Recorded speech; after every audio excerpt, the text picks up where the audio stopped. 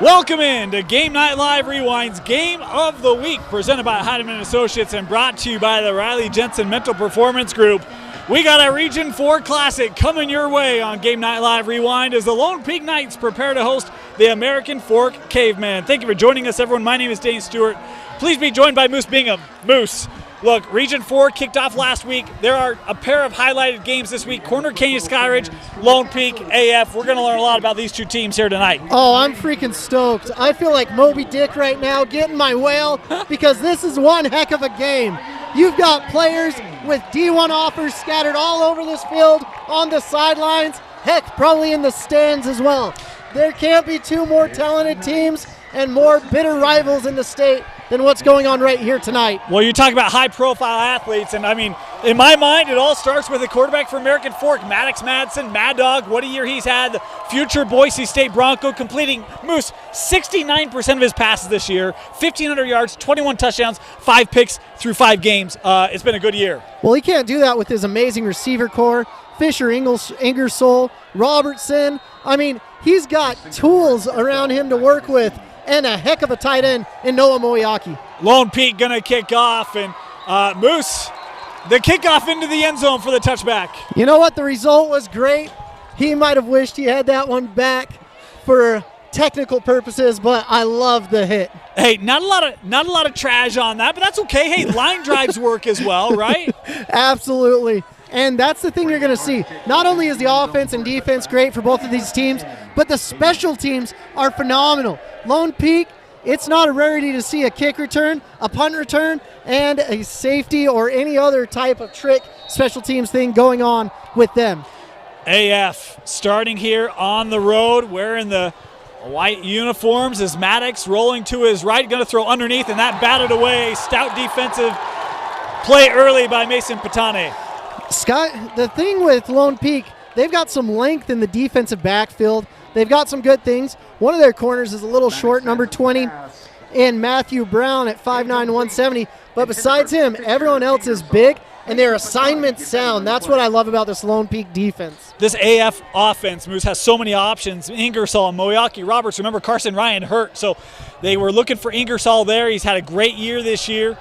Second down, gonna look deep. They got a man down the middle of the field. That ball caught inside the 20, the 10, and it's a touchdown for American Fork as Madsen able to dial one up, 80 yards, and it's 6-0. So Trey going for 6. Trey Robertson is one heck of a player.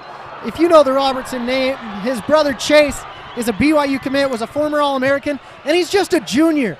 He's padding his stats, getting everything going.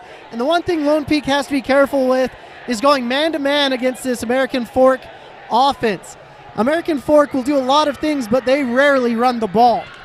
A 2nd and 10 play that goes the distance thanks to Trey Roberts. He got behind everyone. And now the point after try for the Cavemen, up and good. 7-0 American Fork. They score on the opening possession. If you like defensive struggles, if you like low-scoring games, better tune in somewhere else because there's fireworks tonight. Probably not the game for you. I was talking with somebody before the game. I don't remember if this is you or someone else, Moose. They said, or no, it was someone. I ran into a fan, a parent of an AF player who's got a family connection to Lone Peak. He's like, yeah, I think this is low scoring tonight, 38-35. And I'm like, I think that explains what everyone expects, right? Like, there's going to be a lot of offense. And if you consider 73 points low scoring, yeah. So coming into this kickoff, number 11, Kyle Moore, built like a linebacker or a fullback, big old kid, all the strength in the world. He's kicking off to K.O. Hansen. Takeo has the ability to take this straight to the house, and they can do that and more. But you'll notice the middle of this field is quite open. So that leaves open some pooch kicks, a lot of different things that American Fork can take advantage of, because I do not ever want to see the ball in K.O. Hansen's hands if I'm American Fork. Yeah, K.O. lifted Lone Peak in the semifinal last year against Sky Ridge. Took the kick back to give them the victory. Is this off the bounce taken by Cole Christensen inside the 5? Looking up the middle, Christensen spinning out of a tackle. Nice return up to the 27-yard line where Lone Peak will come out. So anything above the 20 is just gravy. This Lone Peak offense is phenomenal, ran by Comer. So Easton Comer, absolute stud. He's going to be coming out here, and he's got that big, brutal offensive line in front of him. But don't give AF any slack because they've got Hunter Clake, who just got 4 D1 offers this week in Oregon State, Utah, BYU, and USC. Yeah, he's a smart kid too. Found out from the same fan, 30 on the ACT. So, it works for him. Yeah, he's a brain running around in a bronze body. Some of us didn't score near that well. Nope. Way to go. First down here for Lone Peak. Motion there by Christensen. They've got a new addition to this Lone Peak side this year. We'll talk about that after this play, but there's nowhere to go for Jackson Willits as that AF defense comes out, and it's Noah Moiaki able to come up with a tackle. Lone Peak has a good 1-2 punch with Jackson Willis and Luke Durfee. Willits, he balled out last week, had well over 100 yards, was almost up for my player of the week, but they've got the ground and pound, and then they've got their thunder and lightning going on there. Talk about the outside options. Cole Christensen, Crew McChesney, a familiar name here, and then Luke Hyde, first year here at Lone Peak, and he's been spectacular for this offense. They'll go 5 wide on 2nd and 14. Comer looking deep for Hyde, and that ball caught! Luke Hyde with a phenomenal reception and tackled down at the 21-yard line. 1st and 10. Lone Peak just outside the red zone. Celebrate, young man. Celebrate because you deserve it. That was a heck of a play, but there's some dirty laundry in the backfield, and they're arguing about it. Number 70, Connor Pay. It looks like this is coming back, much to the chagrin of the Lone Peak Knights, but that was a heck of a play. He's saying, I was serving up syrup with that pancake, and the refs were saying that was a bit egregious. Yeah, not a big fan of this call at all. The refs, I don't know if they'll be able to look themselves in the mirror tomorrow morning. Holding penalty there, the call on Pay, so it does come back. And boy, that's tough. You would have had 1st and 10. Now that's a spot penalty, so you're going to have 2nd and 20 some odd yards to go and tag, Moose. That's a tough one. Just like Boone Herman from TC Williams said, let them play, let the boys play, ref. Goodness gracious. Yeah. I didn't see it. My eyes had left the play, but I actually was in an interesting conversation with a friend this week. We won't get into that. We know where that tends to take us. 2nd down and 28 yards to go here for Comer. Comer throws underneath. That is out of the hands of Hansen, incomplete. Yeah, Takeo Hansen, phenomenal player, a Utah State commit. He does it all from offense, defense, special teams, and Utah State's getting an absolute steal in that young man. They've been able to come into the state, Coach Anderson, and take the top talent from the local teams, and no one else has been able to do that at Utah State since Gary Anderson's first go-around. Yeah. I'm happy to see that happening. As an alum, Moose, look, I try to separate myself with my connections, but as an alum, thrilled with Coach Anderson, the job he's doing, and starting to get back to in-state kids and recruiting that. They've done a really nice job. 3rd and long. Comer over the middle. That ball caught, and not enough as it's Bateman with the reception. Nice gain on the play, but it'll be 4th down and a punt to come. The crazy thing in this game, if you can get one stop, that could be the difference in the game. I mean, it's just 6-6, 6-6-6. Not saying anything about that number, but it's just touchdown after touchdown. And now we get to see the first punt of the day. I mean, just to give you an idea, last year this game, we did that game, 48-45 in that contest. And you could argue a lot of those key players from both offenses back this year. That punt muffed, but I think AF got back on it, and yes, they did. So that punter did an incredible job with a snap that the snapper wished he could get back. Very high, but the punter did a great job corralling that, getting it off, getting that great traj hang time, and causing a great situation with no return. Moose, you've talked about that on previous streams, how hard it is to see a punt coming in, the velocity behind that, gauging that with the traj. And I know that's a tough one. You don't see a lot of muff punts, but it's understandable when you have kicks like that sometimes they just slip out. Yeah, absolutely, and they've got those 2 returners back there, but Maddox is back on the field now. 1st down for AF, starting at their own 44.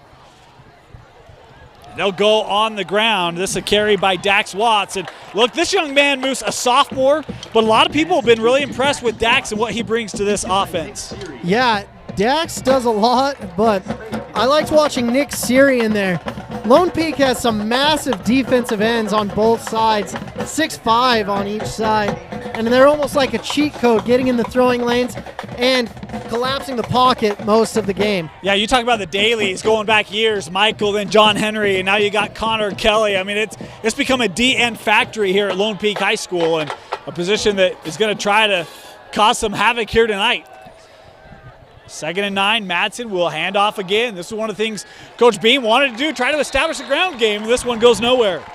Yeah, it's very difficult. American Fork has had a lot of injuries on their offensive line and all over the place, and that's been one of the difficult things. As much as they'd like to run the ball, you've got Maddox Madsen back there, air it out, air attack all day long. It doesn't matter if it's 3rd down. It could be a touchdown this next play. 3rd down and 9, an important 3rd down here for this Lone Peak defense. You don't want to go down 2 possessions to AF. Madsen surveying, going to Roberts. That ball, what a grab. That was not Roberts, my apologies. It was Peyton Reese, the junior, with the reception. 1st down. That's the crazy thing. It's just one kid after the next. Peyton Reese, great player. They got a stable of just phenomenal wide receivers just waiting in the wings. And the scary thing is they don't have Carson Ryan. Played 1 quarter. We talked to Coach Beam. He was like, that was a great 1st quarter. But he's out with an injury. They hope to get him back this year. But, man, this, to your point, Moose, so many options for this Caveman offense. 1st down, that caught underneath there by Watts, and he'll have a gain of about 3 yards on the reception. Yeah. They're slowing it down now. They know they've got the advantage, and that's what's interesting. Beam's doing a great job with clock management, not just going and getting that quick 3 and out. He's saying, let's slow it down, let's get some time off the clock, let's make sure we're settled in, because this is a high-intensity game. I mean, you look around here, the crowd is more than full. It's people on people starting to fill in around the edge of the stadium as well.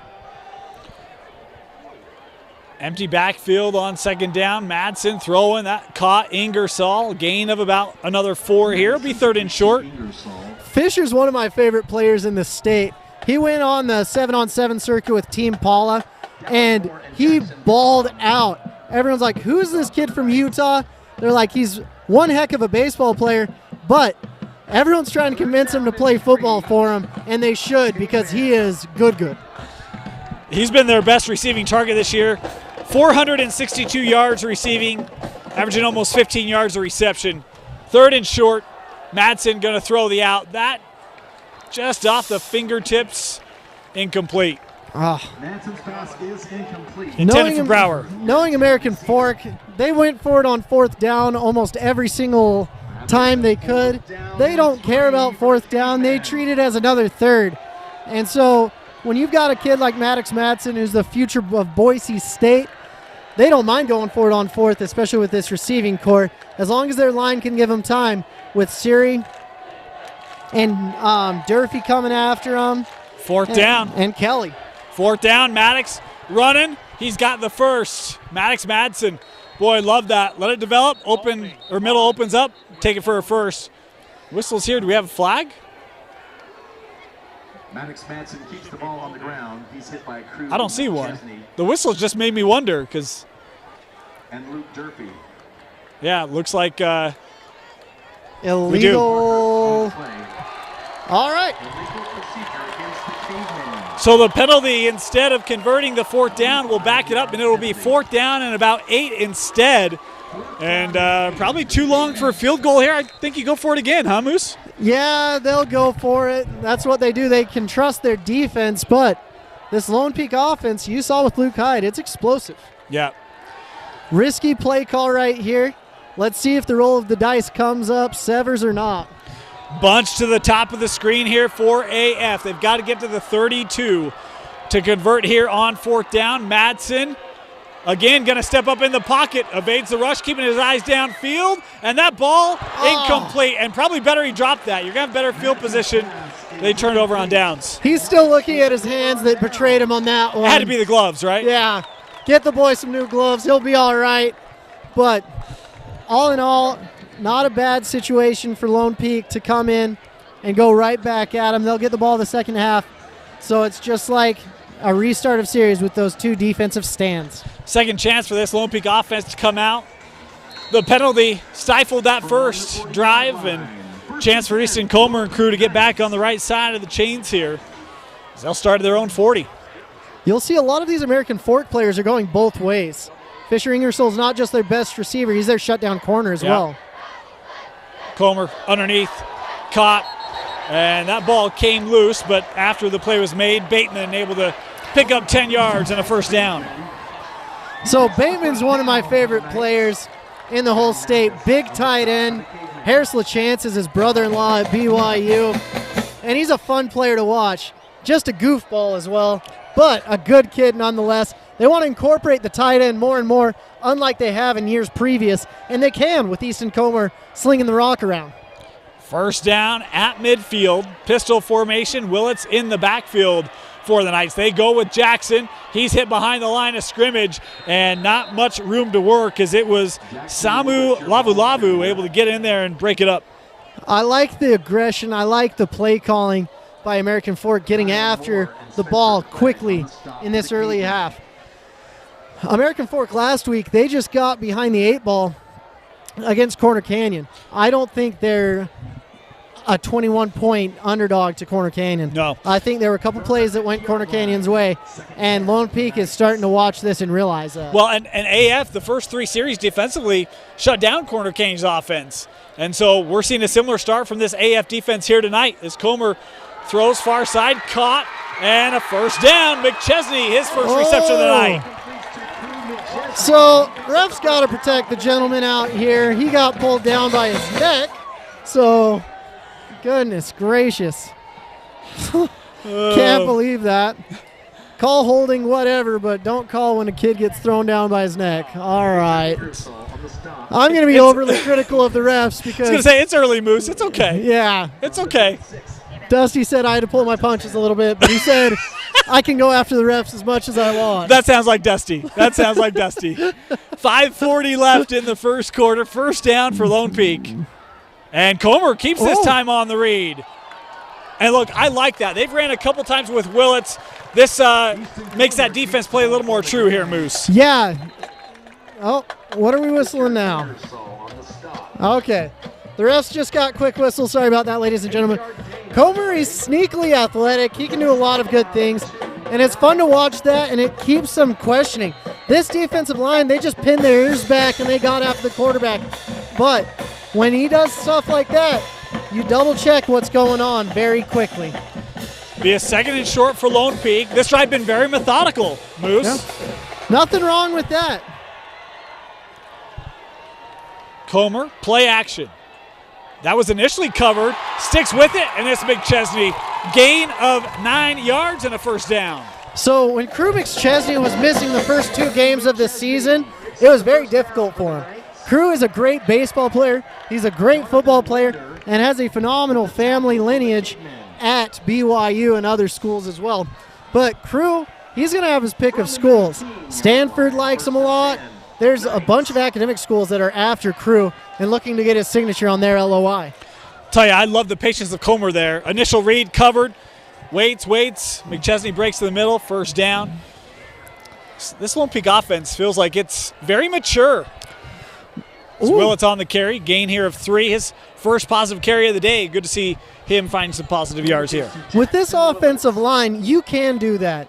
Sometimes I look at offensive lines in this state and it looks like Swiss cheese to me. There's holes everywhere. But this is a sturdy, well-coached, very solid offensive line with guys that have commitments to schools like Virginia and Joe Brown. And don't count out Connor Pay. He's a heck of a player. I think they returned 4 starters up front, if I recall correctly. So it's an experienced group as AF bringing pressure. They dump this off, caught, and a first down here for Lone Peak as Bateman has the reception. And Moose now going to be a first and goal. Bateman's been eating him up on that nice little 5-yard out route. And if you can't cover that, they'll keep throwing it all night long. Bateman, he comes in at about 6'3", but he's still growing. He's a young gun. He should end up being about 6'5" when everything's said and done. And he's an absolute unit for them to go out there and has nice soft hands and gets her done. First and goal for Lone Peak, and now I formation. Durfee in the backfield, shades of last year here for the Knights. Durfee was an absolute beast in that contest as Comer play action, everything covered, looking back to the end zone, and it's caught. Touchdown, Lone Peak, as it's Luke Hyde on the reception. Absolutely love Luke Hyde. The transfer from Woods Cross. Luke Hyde came in here early. He said, I think I'm the best and I want to play against the best. I want to be in Region 4, and he's done that. Luke Hyde's a phenomenal human being and a phenomenal football player. Covering his game against Woods Cross last year, he was a little frustrated. He's like, please someone throw me the ball, and he found that man in Comer. Point after, kick up, and the kick is good. 7 apiece, AF Lone Peak. We thought it'd be a good one, and it is. You're watching Game Night Live Rewinds, Game of the Week, presented by Heidemann Associates and brought to you by the Riley Jensen Mental Performance Group. We also want to thank sponsors of Lone Peak football here on Game Night Live. We're doing every Lone Peak game this year, and some of the sponsors that make that possible include Advanced Orthopedics, the official team physicians for Lone Peak Athletics, bringing collegiate level care to the community, and Shine Cosmetics. At Shine, we believe you are beautiful. You need to believe it too. Shine Cosmetics is determined to be the positive voice in beauty and the Lone Peak community. Use the code LPFootball to save 15% on your purchase today. I absolutely love Shine Cosmetics. I feel beautiful all the time, and I think everyone should. But they do a great job. I love their makeup lines, how they name them, everything about it. I think it's brilliant. We want to thank Shine for their sponsorship. And 25th year of Lone Peak. I mean, it's crazy, Moose. This high school's been around for 25 years. This kickoff into the end zone for the touchback. So he doesn't want that one back. I'll let you know that. Those stutter steps made me a little frustrated. But besides that, I will nitpick the kickers all day long. I absolutely love them. Great young men. Brandon Carr is a good kid. You should be able to see him on Saturdays. He has that type of a leg. Moose, I'll tell you, man, you're Mr. Popular down here. Pre-game with the kickers, you have them all coming up to you, and you're talking punters and kickers, and man, they're just trying to find a way to get up on my list a little bit higher. I know what they're doing. First and 10, American Fork starting at their own 20. 7 apiece. Madsen keeping it this time. And he's running out of room. But, boy, that looked like it was going nowhere. Next thing you know, Madsen has 6 yards. Oh, he rips and he rhymes. He rhymes and he rips. He slips in and out of the freaking tackles. That was awesome. I thought that play was dead. And the future Bronco was bucking him left and right. He's got a bright future as a bucking Bronco. You know Frank Miley, the recruiter for Utah, is getting excited. He's like, I told you guys. I told you he's a baller. He's athletic as well. Second and short. Watts. And met there by Durfee. Keeps those legs churning. He'll have a couple on the carry. It'll be third and short here for the Cavemen. Oh, man. Durfee is just an absolute monster. He's a kid that if he was 2 inches taller, every single school in the entire country would be writing him, calling his name.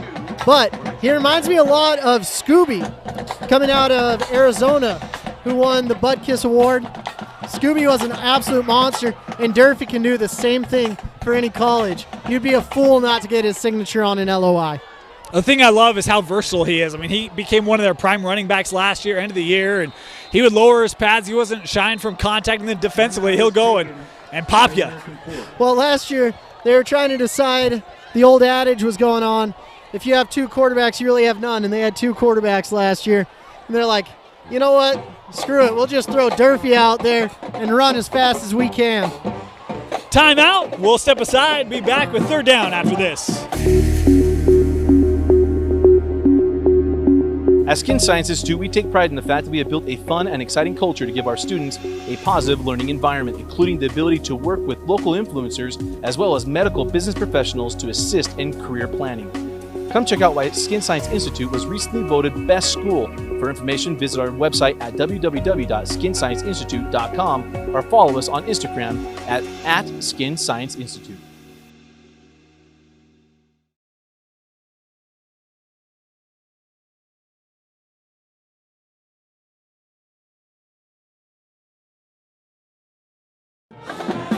Welcome back here to Lone Peak High School. 2:03 left, opening quarter. Dane Stewart, Moose Bingham with you. And 3rd and short here. And how about this? Woo! Going power. Big package. And I think they're short. I think it's going to be a half-yard short. The ball was spotted on the 20 because it was a touchback, and the officials have it a foot short. Moose, what do you do here? Oh, I'd punt it just because I'm privy to special teams. I was going to say. But knowing the American Fork coach, he's like, we're cavemen, we go for it. We write our own history on the wall. This does not shock me. 4th and inches, they're going to go for it, and they get it. How about that big front of AF? I mean, they went right at the teeth of this Lone Peak defense and got him. I like it. It takes a lot of huevos to make that yes, type of a call on your own 30. Yeah. Because if you don't get that, you're like, here's 6. Enjoy. You know, talking with Coach Beam before the game, he was talking about going down to California. He's like, look, we came all this way. We might as well go for it on 4th down. We're going to roll the dice. And it's like, this is a team that maybe felt like should have beat last year. They didn't. It's been a team that with all the offensive options they have, they want to make a run at a state championship. And so, look, go throw the dice out. I mean, go try to win in Region 4. Madsen looking deep. He got popped after he let this ball go. No flag there. It's just incomplete. I feel like Coach Beaton feels like that when he walks out his front door. He's like, I've already come all this way. I might as well go for it. And it doesn't matter if it's a 5-mile drive or a 500-mile drive. He's going to get her done. Yeah. Look, Maddox is sitting there looking at his left tackle like, what the heck? Yeah. Don't you know that kid has an offer from Utah State? Connor Kelly had a free run, the leading sack man for this Lone Peak defense, one of their leading tacklers as well. Got a shot in on Maddox. 2nd down. That batted away. Good play there by Spencer Fotu.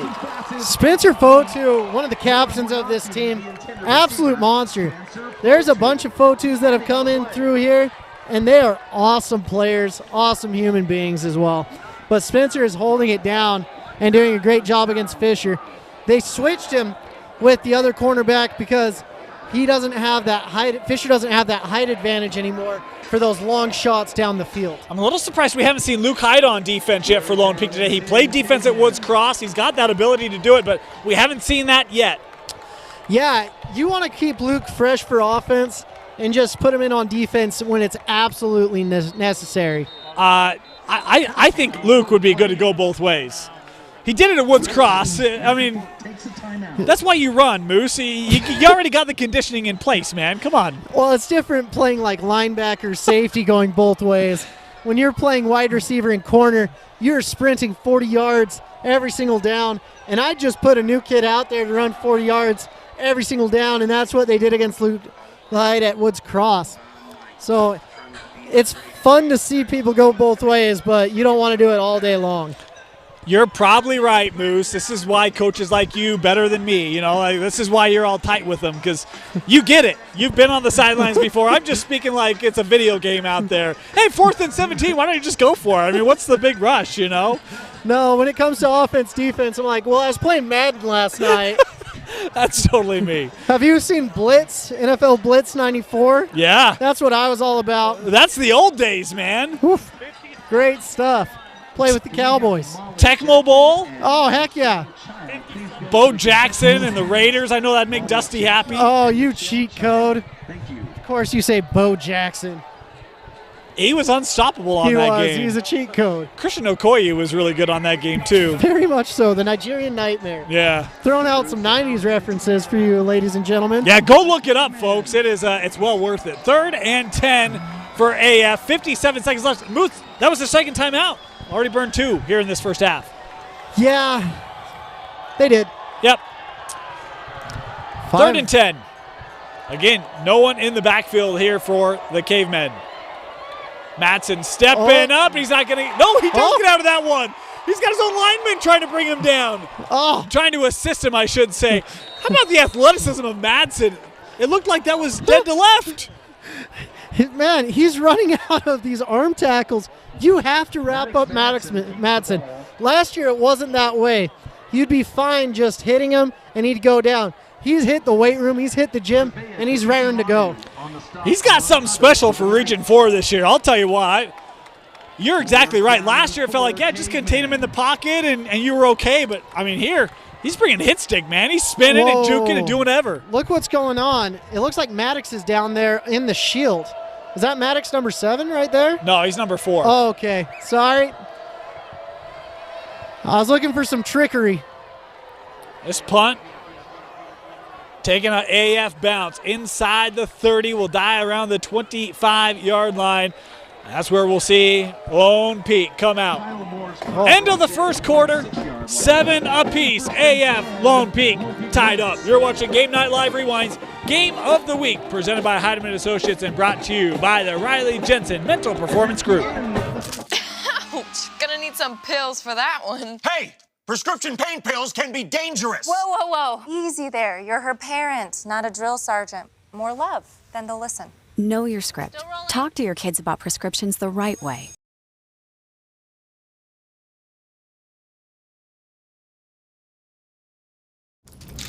Jake said these are awesome for studying.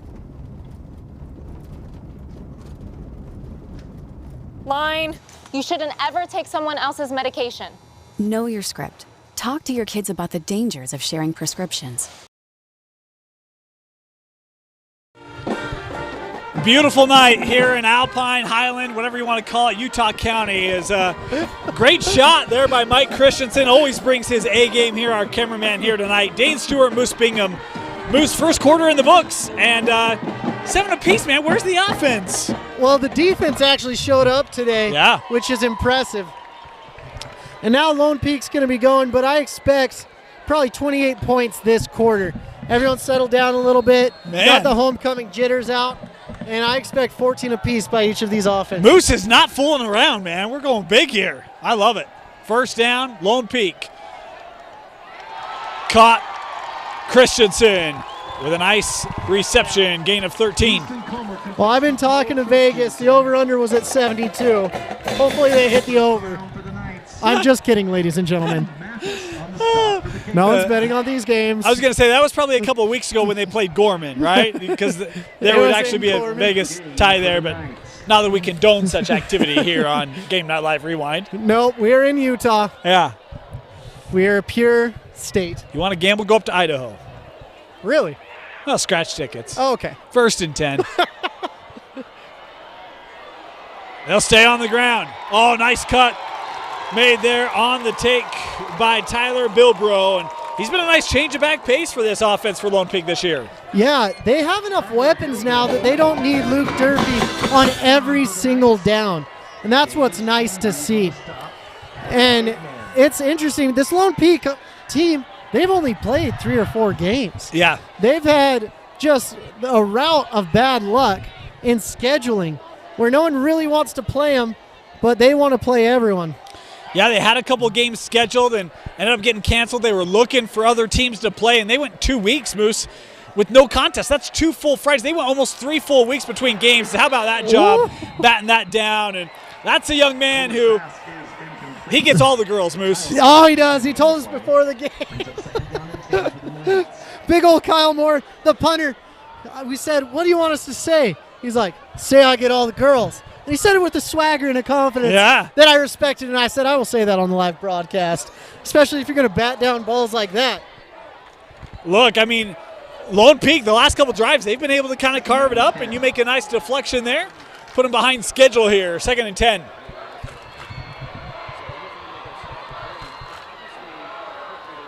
Comer. Oh, a lot of room. And they say he stepped out. Unfortunate. Bateman steps out. Going to be just shy of the first down, but boy, he could have had a lot more, Moose. So Max is a great blocker too. I bet you guys are wondering, how in the heck is number 8 getting open like every single down? Or number 21, sorry.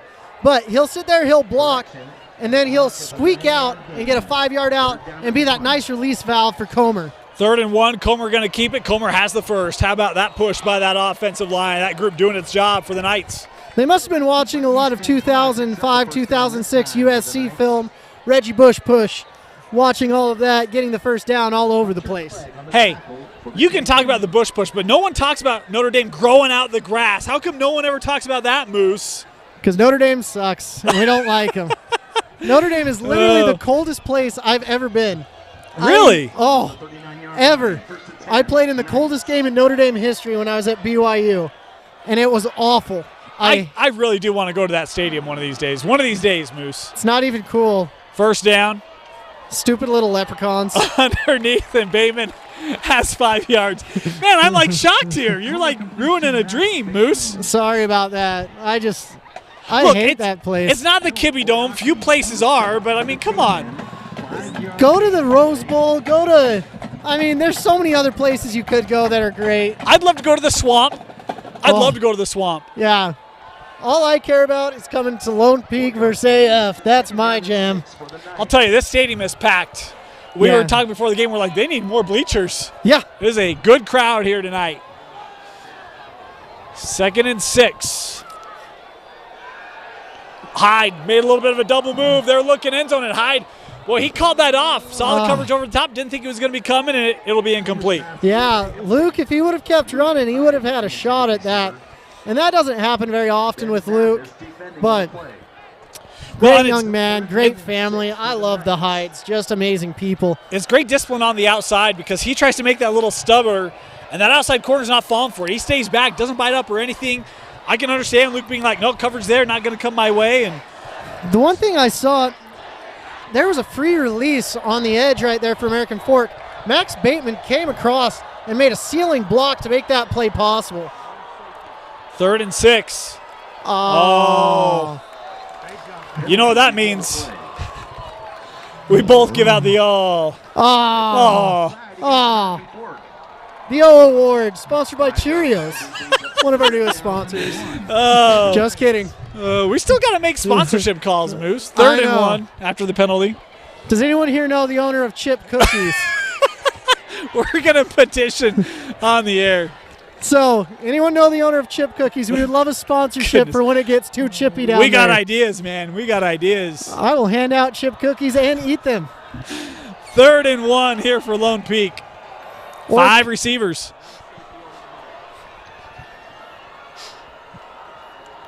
Comer looking for Hyde into the end zone. Incomplete. I thought he had it, Moose. I thought he did too. The interest going into this game, the 2 field goal kickers were kicking 50, 55, one after another, and they've got the leg to do this. But when it's 4th and 1 in a game of this magnitude, even I say go for it. I don't disagree. I thought Hyde had that. Moiaki there in the coverage, able to break it up in the end zone. It'll be 4th and 1 for Lone Peak. The offense on the field. Yeah. Look for that nice quarterback sneak right here. Going big on big. Yeah. Who's got the beef on this one? I formation. They give to Durfee. And he's got the first inside the 25 and still pushing the pile to the 21. Whoa. After all these years, we found out where the beef is. It's right behind Luke Durfee getting that first down. Where's the beef? I see what you did there, Moose. Yeah. Although Luke Durfee is no square. No. Hey. And that amazing, entertaining commentary. That's right, sponsored man. by just us. Yeah. 1st and 10 for Lone Peak. Big 4th down conversion. Late shift by that line of AF, and Willits able to absorb some contact, takes this inside to the 16-yard line. One thing I love about Comer in that play, he's handing it off with his left hand as he's rolling out. So you don't know if he's going to keep it, hand it, do whatever, take it back up, throw it. It's really deceiving. Yeah. When a lot of times a right-handed quarterback will roll out to their right, he rolls to the left and keeps everything going. It's one of those where it has a different enough look that it makes you second guess it. It's like, wait, what? Yeah. And this group of Lone Peak Knights have been together since 3rd grade. They want this win very badly. 2nd down, Comer. Oh, he had a man wide open. That nearly intercepted. Great break made on the ball there by Davis Andrews. But, boy, fortunate because Christensen was uncovered on the sideline. Davis Andrews is an interesting prospect to me at 6'2", 180. He's another kid that could be getting major college looks, especially with that size. It's hard to find a corner that's 6'2". Everyone and their mother has been like, I watched the Legion of Boom. It's great to have big cornerbacks, and it's like, Yeah, no joke. It is great. It's hard to find them, though. Timeout, Lone Peak, as they've got a third down coming up. We'll step aside. 8 minutes to go here in the second. You're watching Game Night Live Rewind's Game of the Week. At Skin Science Institute, we take pride in the fact that we have built a fun and exciting culture to give our students a positive learning environment, including the ability to work with local influencers as well as medical business professionals to assist in career planning. Come check out why Skin Science Institute was recently voted Best School. For information, visit our website at www.skinscienceinstitute.com or follow us on Instagram at Skin Science Institute.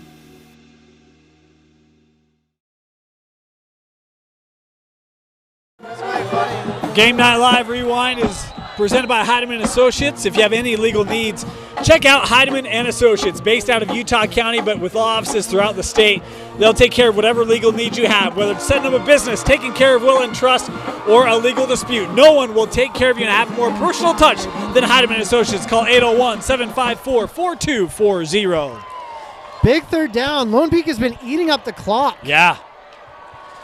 This drive started at the start of the second quarter. Option play. Comer keeps it up the middle. Going to pick up a couple. Moose, you got fourth and short. Do you kick it here or do you go for it the way that O-line's playing? It's not due to the O-line. It's not due to anything else. It's who's across the field from you. American Fork can put up points like no one's business. And so you have to take these risks now because I don't see 3 points making the difference this early in the game. They must have heard you, Moose. You're in the ear of the coaching staff tonight because you've called every one of these. Little do you know, this microphone goes straight into the ears of the staff. Is that what it is? They thoroughly enjoy our commentary as well. So what's the play call, Moose? Run it to Luke. Fourth down. Hey, Moose, man, not the first time you've been to this rodeo. First down, Lone Peak.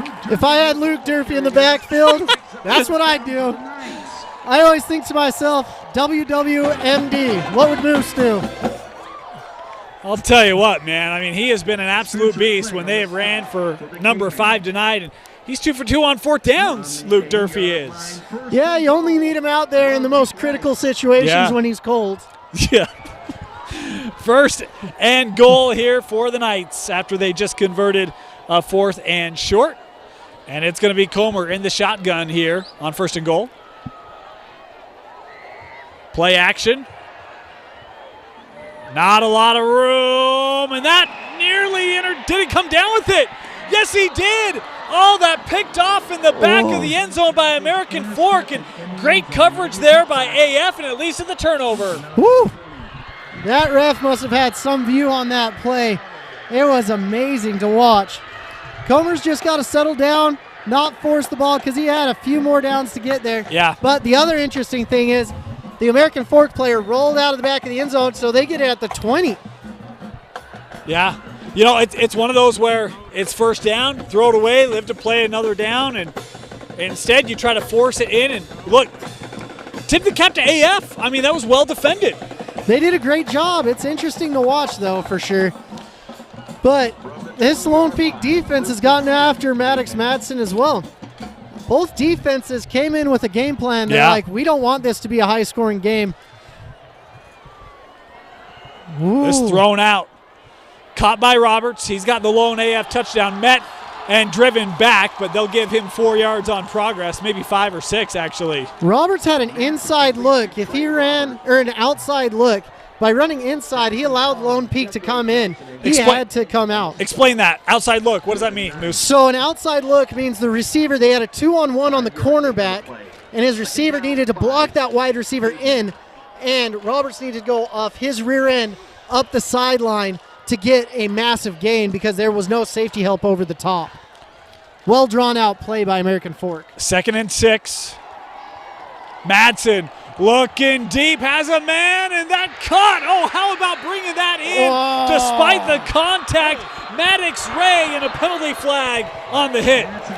You hate to see that because that was not a helmet-to-helmet, and they're going to call that, which is absolutely ridiculous.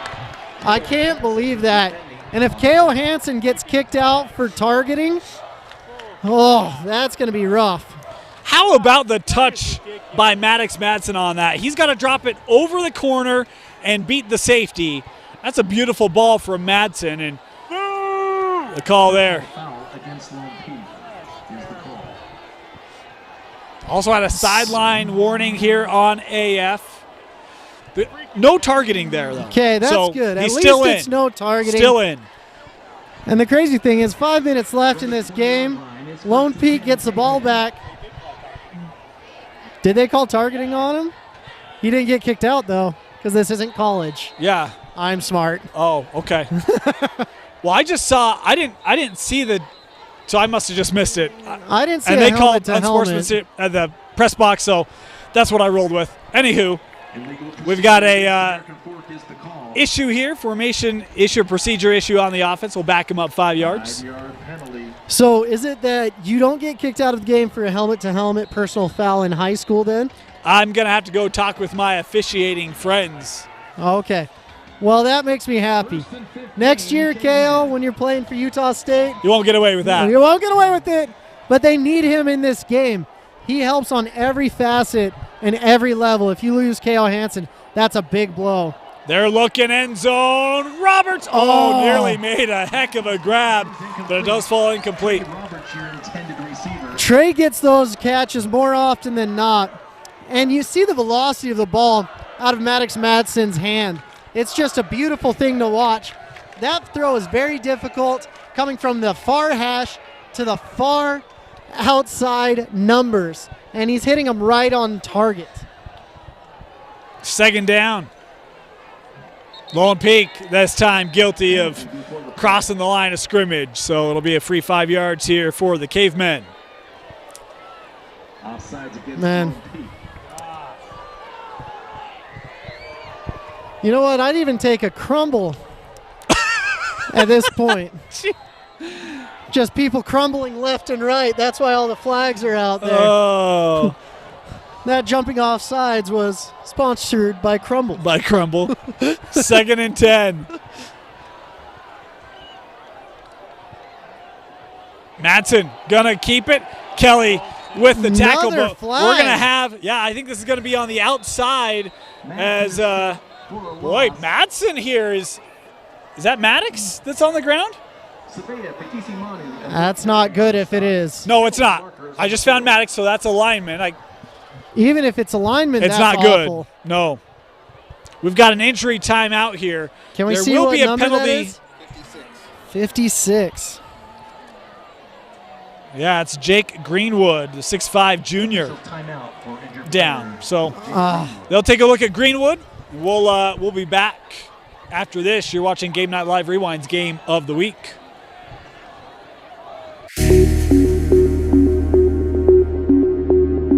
At Skin Science Institute, we take pride in the fact that we have built a fun and exciting culture to give our students a positive learning environment, including the ability to work with local influencers as well as medical business professionals to assist in career planning.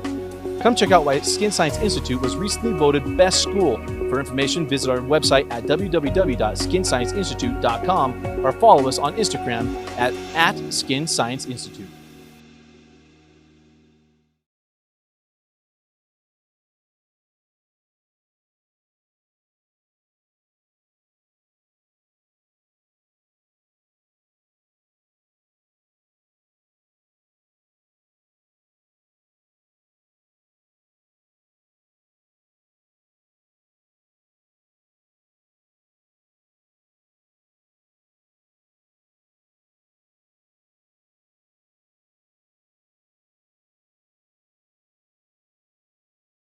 Like, are you saying I'm fat? She's like, kind of. Well, welcome back. 2nd and 10. And good to see that Greenwood up on his feet. This is a massive problem. American Fork already has Hunter Clegg over at tackle. He's been playing there. That's their second offensive tackle that gets hurt. And you don't have very many 6'5 human beings walking around the sidelines that can play tackle and match up with these defensive ends in that Lone Peak has. Both the defensive ends are big, fast, strong, lean, and long. And so they're going to have a time right now because their line just got a lot smaller for Maddox Madsen. 3rd and long. Madsen going down, sacked again.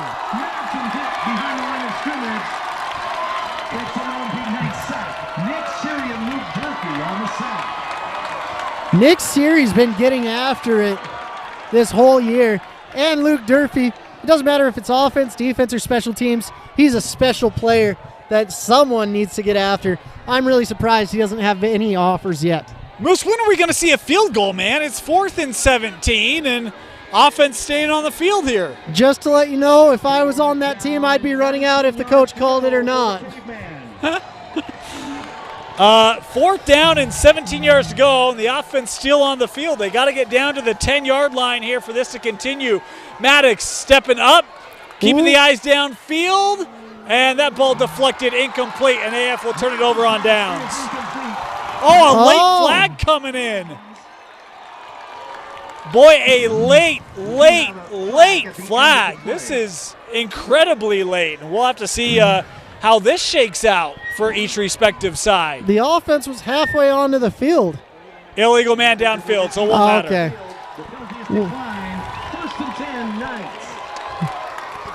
Why even throw it at that point? Maybe he got caught in the belt. But regardless, it will be Lone Peak football. They'll take over at the 28-yard line.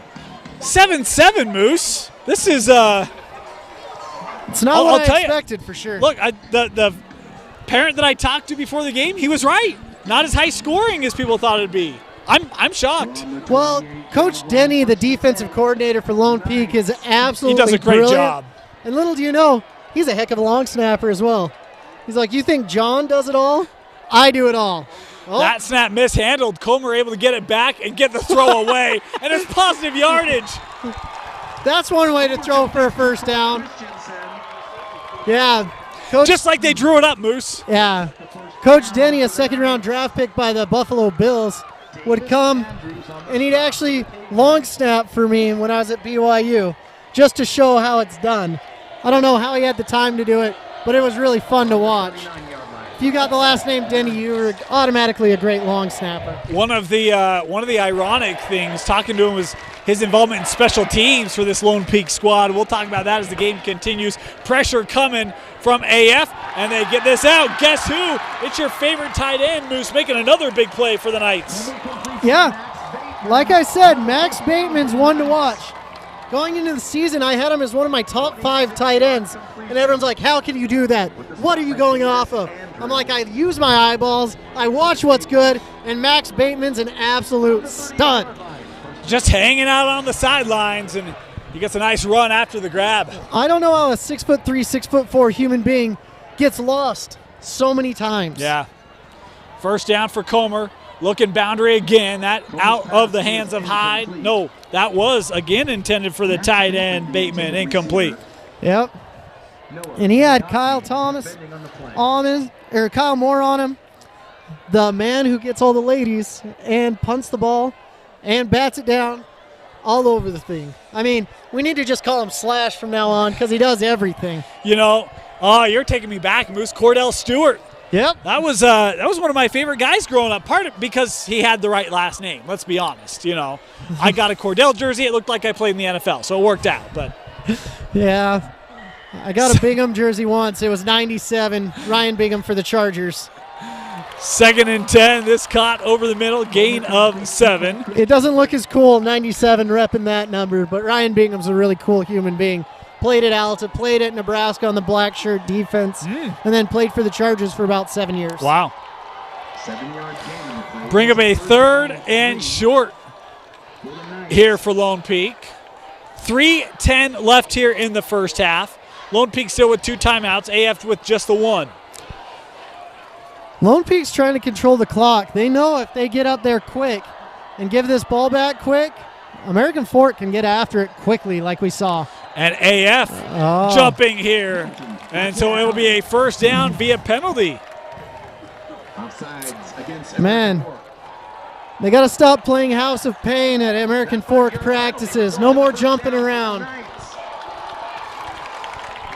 And, you know, the incredible thing is that play clock was down to 5. I don't know if they were trying to time it or if the hard count got them. Either way, it's a first down here for the Knights. Had to be a hard count because it wasn't one dude. It was a plethora of cavemen. That's true. From the 26-yard line. First and 10. Lone Peak threw the interception on their last drive, trying to get points here before the half. Edge, pressure coming. They go the other way. Bateman again. He's going to be close to the first down. He's got it. First down, Lone Peak. Man, Bateman, when an LI comes out and he's able to take advantage of that, if 7-Eleven doesn't sponsor him, it's an absolute shame because he is always open. That guy's had a big first half. Man. Been the guy for this Lone Peak air attack. He knew I was coming. He wanted to be the player of the week. He's like, watch me live, buddy. Look, we've had some great performances for you, Moose. Every week you do, and it's because I'm at the game. So we've got our loyal followers knowing whatever game I'm at will be the game of the week. It's their chance to shine, man. Under center here for Comer. Goes to Durfee, makes a man miss, lowering the pads, and he'll pick up 3 yards. That was amazing by Durfee, cutting it in, finding a window where no 6'1", 220-pound human being should be finding. The vision to cut it back right there and split those defenders was phenomenal. Be a second down here for Lone Peak. Back in the red zone, inside of 2 minutes left here in the first half.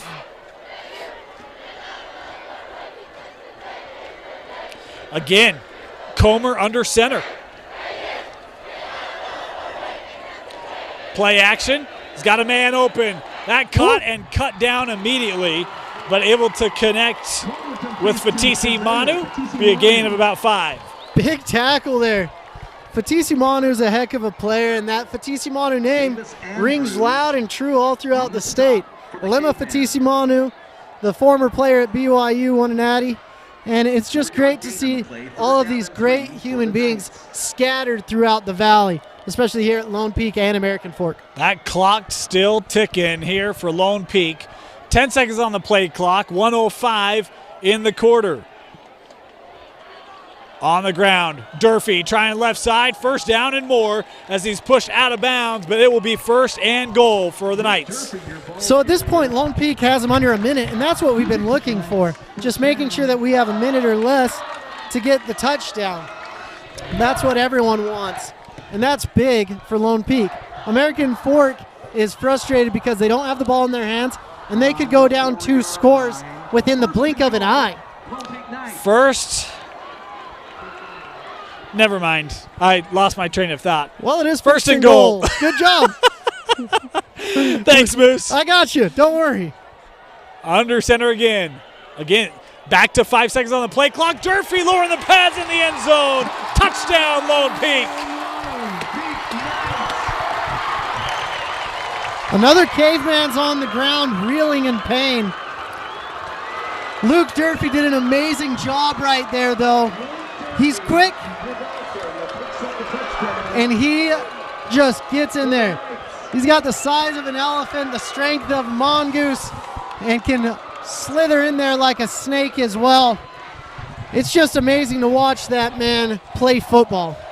Moose Bingham, the zoologist, bringing all sorts of animal-atic comparisons here tonight. Animal-atic, you like that? I don't know if that's a word, but I feel why good not? about it. We've got an injury here. We'll take a moment. Just want to thank some of our sponsors of Lone Peak football here on Game Night Live Rewind. Axis Steel Construction, the construction industry's one source solution, providing 3D structural steel and bridge detailing, concrete and rebar estimating and detailing, joist and deck detailing, 3D laser point cloud scanning of job sites, expert consulting with 4D scheduling analysis and connection design engineering services to the local and international community for the past 13 years. Man, I have no idea what any of that is, but they are a lot smarter than I am. all I know is I need to call them up. I'm closing on a house, and They'll take care of you, man. and I need to get a nice little drive-in pad there and an extension to my garage. You can never have enough garage space. There you go, man. Axis Steel Construction going to be your place. Samu Lavalavu was the injured caveman. Good to see him up. He's limping, though, quite bad. Bless his heart. Now the point of the game everyone's here for, the PAT. Let's You go! know it. You know it, Moose. Oh, I love it. No pressure. Moose Bingham in the house here. You want to showcase. Make sure your socks are nice. Oh, my gosh. Moose, I was listening to you before the game talking with some of these players, and folks, you don't appreciate – oh, that is going nowhere. The PAT blocked. Way early. How do you – and it is no good. 13-7, Lone Peak the lead. You can't jump over the center. Well, I didn't know that you could do that, Moose. I don't think you can. Guys. They're talking about it right now, saying, hey, you know you can't do it. That is either a Troy Polamalu situation of timing, which I highly doubt it. The Lone Peak's sideline is wanting an explanation. I don't blame him. I didn't think you could do that. But I do have, again, I'll follow up with some officials that I know and just get clarity. I didn't think you could do that. I'm a little surprised. We watched that last week in Stansbury, Tooele, and it got called back. That's a huge point. Yeah. So the PAT no good. There's no flag. 52 seconds left. 13-7. So what they're saying is two human beings that are 18 years old jumped in the A gap over at the exact time of the snap. So there's some things going on there that I don't know. But like I said, Dane, everyone should be tuning into every single PAT because something magical happens on every single one. Yeah. Look, you can't take them for granted. I'm not saying Lone Peak did, but it just goes to show you, man, like those can be meaningful plays at the end of a contest. Well, especially a contest in Region 4. Yes, indeed. Indeed. This kick will be returnable. Taken at the 3. Looking up the middle. Bouncing off of one guy, still on his feet, and taken down at the 29-yard line. 42 seconds left. So that's more than enough time for both of these teams to score. That's the crazy thing. I'm just glad K.O. Hansen is not ejected. I hate the ejection rule for helmet-to-helmet on your first attempt. Yeah, so I brought a rule book tonight. Trusty old rule book. There's no official targeting penalty. Well, it doesn't exist in high school. There's a lot of feeling rules in that book. Feelings are important, Moose. Didn't you watch Sesame Street growing up? No, I did not. I have no feelings. All right. I watched Mr. Rogers. It was good stuff. We'll get you there. But mainly Power Rangers. I just go and fight everyone. You're a Power Rangers guy? Oh, heck yeah. I teased my sister for Power Rangers. I was a jerk. Timeout, Lone Peak. And we'll take a moment, thank some of our sponsors here. The Riley Jensen Mental Performance Group, the official mental performance coaches of Real Salt Lake, Weber State University, Utah State University. Folks, if you need to get your mind right, focused, ready, you got something big coming up, there's no one better to help you than the Riley Jensen Mental Performance Group. As Riley Jensen and his staff do such a great job, his team of mental performance coaches. To schedule time, visit rjpg.net. With Riley Jensen, again, the official mental performance coaches of Real Salt Lake, Utah State, and Weber State Universities. And Snow. Oh, really? I didn't know that. Yeah. He's an alum of Snow. Yep. And Utah State. And, yeah. And Utah. Well, I don't know if he's an alum. Oh, because he did a master's at Utah, huh? Yep. Yeah, that's right. That's right. And he played at BYU, so he's got all of his bases covered in the state of Utah. I tried. I'm very jealous of Riley. I tried to play at Utah State after Snow, but blew my knee out. So here comes Maddox back with the 5. Receiver set. He'll throw a screen near side for Ingersoll. Ingersoll gets a nice block through one tackler, looking to get out of bounds. Does not. Just one timeout left here for AF. They do get a first down here. The clock will stop to move the sticks. 34 seconds to go. Now the biggest enemy's out, and that is the clock. We've seen a couple big plays by this AF defense in this first half. The clock running now at 30 seconds. Madsen looking sideline just beyond Roberts, incomplete. That's a tough throw. You're going to see Maddox rolling a lot more to get away from pressure with his tackles injured. It looks like his tackle's back on the field, but he's very gingerly on the field. And it looks like they shifted him to guard as well. A second down. Second down 10 for the Caveman. You're going to have Ingersoll isolated to the bottom of the formation here. And it looks like it's Hyde on him. Now he's going to push outside. Luke will. Maddox stepping up. Tries to loft one, and that in between a couple of receivers incomplete. Manson's pass is incomplete. Luke Hyde on the field for defense. There it is. There it is. So when it's an important play, throw him out there. Look, you're not going to beat Luke Hyde deep. I mean, just speed-wise, he'll stay over the top on it. Yeah. Fisher's fast. That's why he's giving him a cushion here, Moose. I know. Oh, he's giving him a He's heck of a backing cushion. up, yeah. 3rd and 10, 18 seconds to go here in the half. He's got enough time to get a quick first down. Got to hurry. Play clock to 2. 1. They just get it off. Thrown by Ingersoll out of bounds at about the 46-yard line.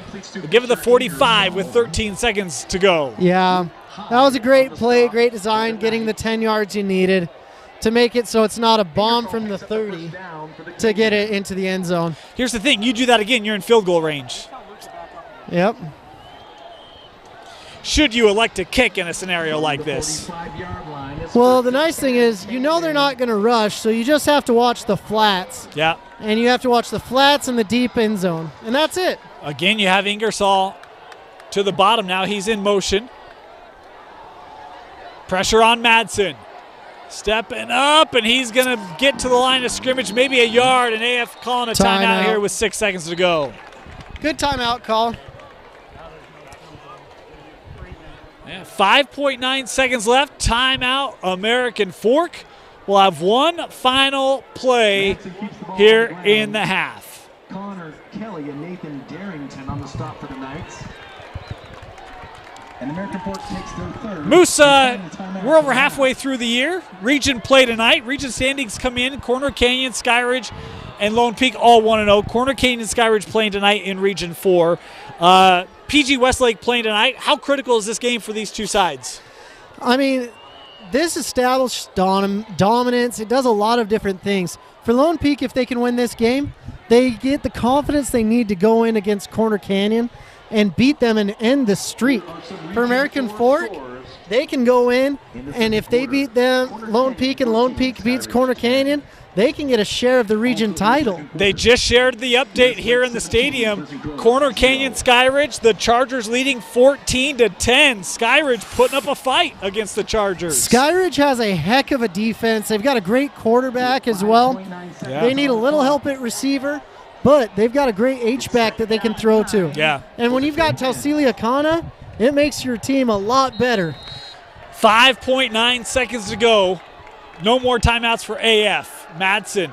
Pressure gets this away. Ingersoll dropped it. Boy, he was trying to get out of bounds, and that one just skirted out. It'll be 3rd down, 1.7 seconds left. I bet he wishes he got that one back. Yeah. You don't see Fisher drop those.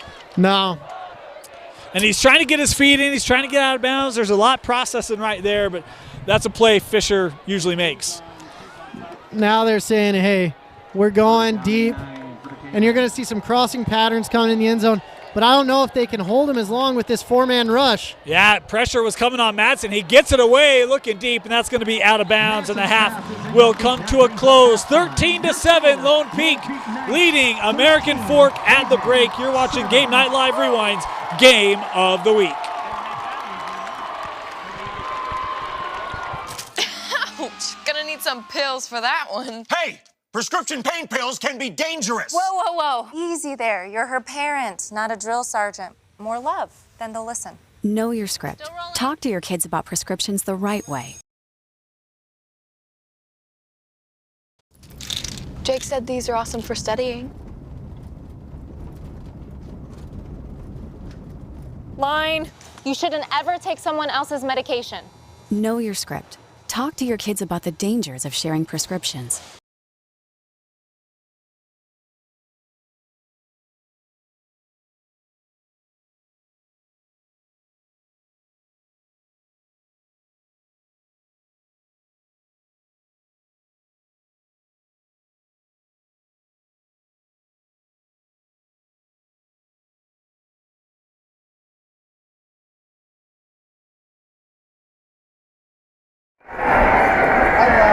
Welcome back here to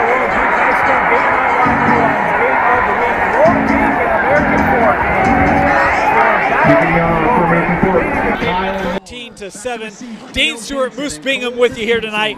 Lone Peak with the lead. They'll receive the ball to start this second half. Moose, but that first half, look, the defense is balled out. Yeah, I wasn't expecting that with these two high-powered offenses. Woo, nice kick right in the end zone. That's what you pay to see, ladies and gentlemen. But now Lone Peak has the advantage. They're going out. They've got the ball the second half, and they're up. They aren't up by a full touchdown because of that questionable call by the refs on the PAT block. But you have to face sometimes two opponents every game in the other team and the Zebras that we don't love very much. Well, and here's the other point, right? Lone Peak could be up 20-7. Remember, they threw an interception in the end zone on what was a long drive as well. So, AF has done a nice job to keep this a one-possession game, keeping Lone Peak at 13 points. But this offense has been able to find some momentum in its stride, and we'll see what they have in store here. First drive of the second half is Comer to throw. Great grab there by Christensen as he'll be brought down after a gain of 7. So, AF needs to really secure the flats. Yeah. They're giving them up. The flats is that space just to the right and left of the offensive line, and it's where you can get big plays, big momentum, and usually you get those from screen plays and stuff like that. But right now Lone Peak is taking advantage of this cover 2 defense where they're going deepest of the deep and getting the flats open. And Moose, that's what I was going to ask, how much that is because of guys like Luke Hyde and McChesney who can run the deep routes. I think it's a lot, but you're giving up 7-8 yards a pop. Lone Peak on the ground. Big run here for Willits. I think probably his best of the day. He's got the first down, a gain of 10 on the play. This has been a very methodical offense going on, and it's been fun to watch. But American Fork has to find a quick answer because they're behind the 8 ball as it is. Yeah. And, you talk about this Lone Peak offense, and it has felt like 6 yards of play, whether that's in the air, on the ground, and really outside of that first drive that was hampered by a penalty, there's not been much kind of stopping Lone Peak. I know the turnover and whatnot, but they've been able to kind of methodically move the field. Yeah. And control clock in the process, too. Comer has been very amazing to watch live. Very detailed, smart quarterback. Able to find Hyde on the outside, moves that same flat area you talked about. But how about the block by your tight end? Oh, love Max Bateman. Nothing better. And it's getting a little chillier. We'll see if the weather starts to come into play. It's chilly, you get tight, and it's chilly for in September. Back-to-back weeks, and I'm going to start making a petition. Can we not do baby powder? Freaking tell you, it's LeBron not good for my James. lungs. Not good for my lungs, man. Oh, absolutely. Back-to-back weeks with that. We'll see what we can do. Yeah. We know Johnson & Johnson's taken care of in the state of Utah. First down for Lone Peak across the 50.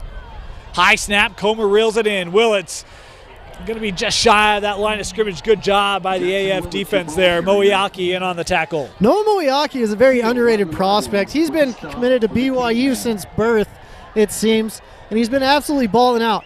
He does a great job at tight end. You can split him out wide. He can do it all. He was my number 2 tight end in the state coming in this year. But on defense, he's a phenomenal outside backer, rush end, and he's fun to watch. He's just a good kid. He also gets it done on the basketball court as well. Yeah, he actually missed basketball last year because he had surgery to replace injuries and not comfortable injuries that he played with last year as a junior. Comer throwing the out, caught, Hyde, close to the sticks, might have it. I feel like we need Tenacious D and Burger King to sponsor all the juniors in the state. The junior bacon cheeseburger. A junior. There are a lot of them. Trey Roberts, one of those. Hunter Clegg, one of those. Hunter Clegg is an absolute monster. He's getting it done just quietly, and that brain on the field is a monster. It is a first down for Lone Peak. Comer rolling to his right. And boy, wide open in that defense. It's McChesney, another Lone Peak first down. Man, Comer is an absolute reader of the field. That's what I like about him. Smart kid. He doesn't just force the ball most of the time. He looks for his second, third option and waits for them to get open. He's patient enough with his legs to buy the time needed for those wide receivers to get open. And I've been really surprised how much they have moved him tonight, Moose. It feels like most of the throws has been outside the pocket, getting him on play actions, bootlegs, extending plays, allowing receivers to get open down the field. Yeah. Great young man, great family, and that's what you can say about 90% of the kids in this state. Yeah. Back to the ground, Bilbro to the line of scrimmage, maybe a short gain on the carry. They'll give him a pair. Bilbro right there needs to read his blocks and go where he wants to, or go where the play's designed, not where he wants to, because he had some holes that he could have picked from right there, especially behind that big offensive line. Actually gave him 3 yards on the carry. It'd be 2nd down and 7 here for Lone Peak. Back inside the red zone here, the Knights are once again. 2nd down and 7 for the Knights. Clock's winding down. 5 on the play clock. Once again, you get help. Comer gets out of one tackle and does good just to get rid of that, but great push there by the AF defense to finally get pressure back there. Yeah, he's trying to move his running back around, saying, I need help on this side. Please help me. And his running back ran the wrong way. He's like, no. There's a big human being running at me very fast. Please help me. Let's set up a 3rd down here, and this would be a pivotal 3rd down for this AF defense, Moose, trying to keep this one-possession game.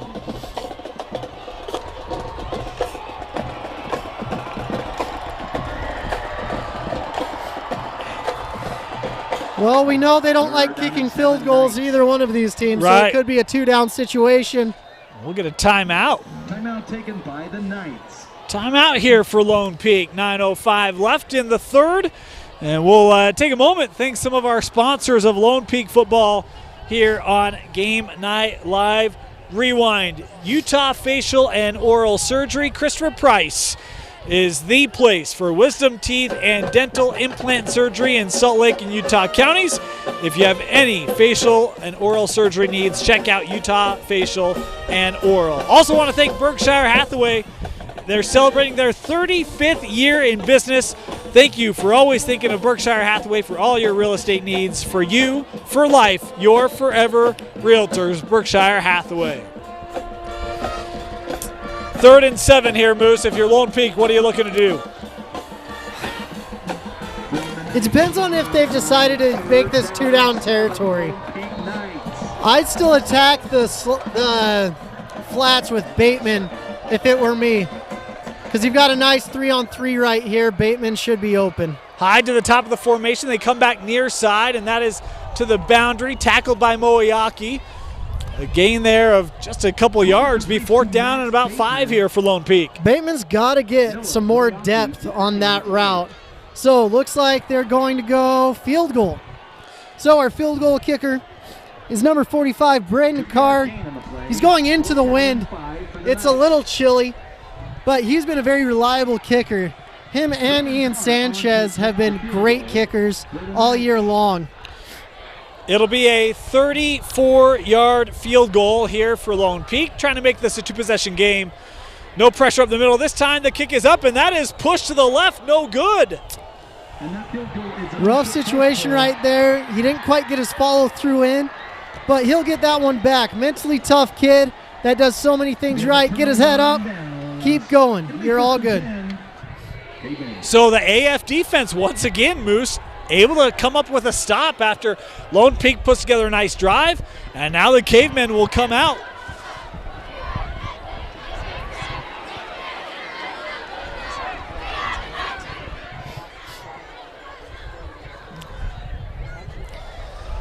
So American Fork has a chance to get back in this game. They did exactly what they wanted. They stopped that ferocious Lone Peak attack, and now they've got a shot to get down the field. Yeah. They'll start at the 20. They'll go on the ground on 1st down. They wanted to establish the run game with, I was going to say Watts, yeah, with Dax Watts early, and didn't find a lot of luck. Kind of got one-dimensional for the remainder of that first half, but they come out trying to run here. Well, missing your 2 tackles at this point, yeah, it's going to be difficult to get the passing game going because you got 2 guys at both defensive end spots for Lone Peak that can create havoc. Second down and 8 as Watts picked up a pair.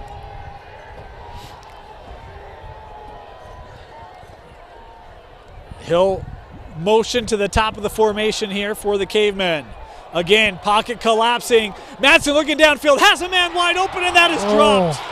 Oh. One that we'll be reliving tonight.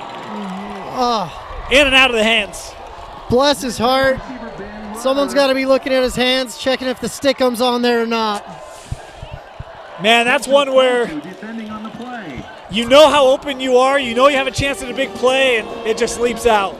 That's a pivotal second down as well. So it'll be 3rd and long, 3rd and 8 here for the Cavemen. Look for Noah Moyaki. They haven't gotten him the ball a lot, but right now he's got a one-on-one situation. And Ingersoll has that one go through his hand. So back-to-back drops here by the AF receiving corps, and the Cavemen will have to punt.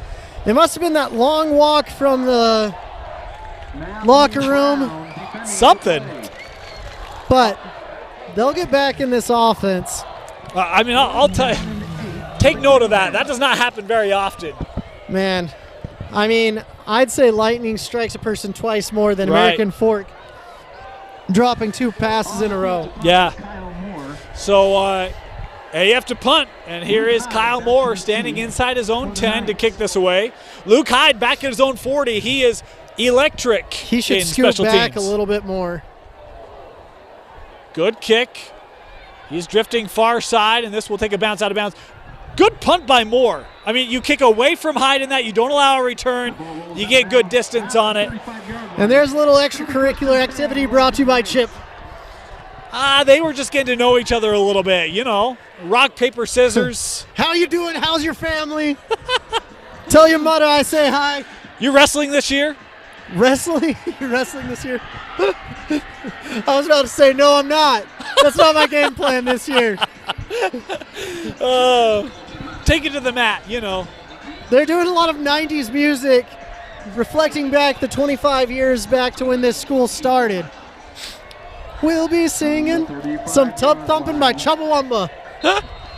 Why this song is named that, no one knows. Yeah, I remember that song. I was in high school back in those days. First down. Comer gonna keep. And he'll pick up 2, maybe 3 yards. You don't want to run Comer too much. He is a big body at 6'3", but the weight isn't quite behind him yet. He hasn't gained that old man strength that we all look for and loathe. Old man strength, yeah. I got the old man back, and yeah. I do know, unfortunately. The old man back is starting to tighten up here. I know. We need to get Lazy Boy to sponsor us. No kidding, huh? Second down and 8 here for Lone Peak. Again, edge pressure here from the Cavemen. Picked up. Hyde with the no, that knocked out. Good coverage coming up there to knock that ball loose. As for American Fork, it was number 12, Davis Andrews, with the deflection. Davis Andrews, like I said, the sophomore at 6'2", hard to find. So now 3rd and long here for Lone Peak. How aggressive are you here for the Knights? Pretty good wind here, right to left on your screen. Yeah, it's very windy. I hate the wind. I'd always just shave my leg so my leg would cut through the wind like a knife. But it's very tough to fight the wind.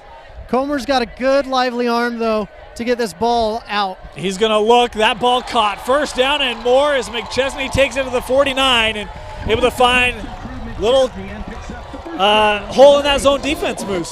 So Chaz, it looks like he was making a business decision right there, but he might have pulled his hamstring or something.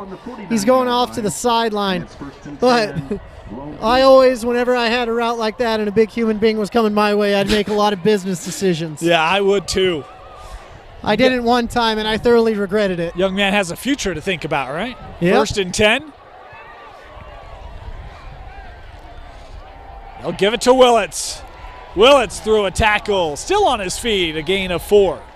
And the crowd's demanding a face mask, but he says it's just another part of the body that I can get taken down from. I'll tell you, we've seen good physical running today. You think about Madsen first half, broke a number of tackles. Willits has broken a number of tackles today. It's been a good effort on both sides and making it tough on these defenses. Yeah. They're buying time with their legs, both quarterbacks. They're doing a lot of good things. And Lone Peak's running back is having a little bit of success, where American Forks, you don't expect much out of their running game. Yeah, it's been tough for them to get that established. Comer to throw, and that ball caught despite heavy contact there coming near immediately as Jake Day has the reception. Jake Day is a corner I'm really liking. He's opened my eyes up a lot.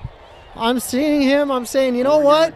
Give him 2 more years, and he could be a special, special player. Yeah.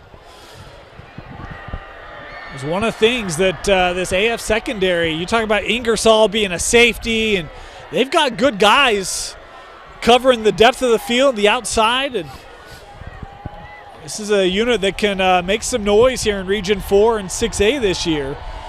Facing a 3rd and short are the Knights. Comer pressure, gets it away, and that broken up. Great play by Moyaki to knock it incomplete. Noah Moyaki is underrated in his coverage ability. He does a great job catching the ball. He does a great job rushing the passer. But he was able to go in and eat up that space that we've been talking about, the flats. And how about the job of that pass rush? It felt like the moment Comer got to his drop, there was pressure right on him. He had to get rid of that quickly. He did, though, and that's what you're supposed to do as a quarterback. Give your wide receiver a situation where he can catch the ball, and he was able to do that. But Noah Moyaki was quick in cutting to that and disrupting the pass. 4th down, and we're back to old reliable. I formation, Durfee in the backfield, and we're going play action on it. Throw near side, caught, and a 1st down for Lone Peak. I love the play call, Moose. That was a heck of a catch, and he controlled it all the way out of bounds. Great coverage. The cornerback had his hand on the ball, but that's why you do the sandbag drills. Yeah. Where you're grabbing the sand, doing all those things, getting those hands tough. We don't have any dainty hands in our wide receivers. We want them to block, we want them tough, and we want some bricks catching going on like Jerry Rice did back in the day.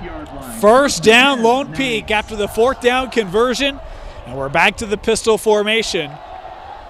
Bilbro in the backfield, and Comer keeps it. He won't get much. There was a little miscommunication. The running back was surprised he didn't have the ball running through the line. He's like, I thought that was my play, my time to shine. And Comer said, nope, just lead block for me and we'll make do. That was one where, I think Bilbro wanted that one. He was intent to make some men miss. That's the hard thing when you're doing RPOs. Yeah. Do you take the ball? Do you not take the ball? What's going on? Yeah, entirely. As long as it just doesn't touch the turf, you're doing all right. 2nd down. Comer, Bilbro, get back in here. I need someone behind me. It'll be Willits here on 2nd down, lined up behind, and movement up front. And AF, that late shift, they've done it a couple times, and I felt like that time it might have drawn Hansen, and it does. Takeo's like, I thought we all were moving right there. Nope, just me. Dang it. Yeah. It's a hard situation there. So we'll back Lone Peak up here. Make it 2nd down and 13 for the Knights.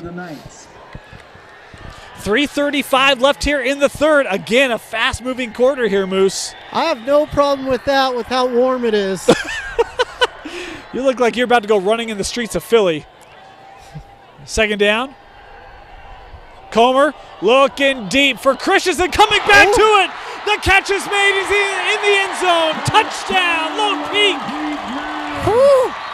Great adjustment on the ball. I absolutely loved it. Getting his head back. The DB needs to get his head back on that. Turn around, identify the ball, know where it's coming from. That's what the Lone Peak player did that the American Fork player did not. So it looks like Lone Peak is throwing up the deuce. They're going for 2. You know, I don't know if that was the wind or if it was intentionally underthrown like that, but McChesney did a great job to see that and to come back to your point, and the DB just lost it. Anytime that happens, it's always intentional.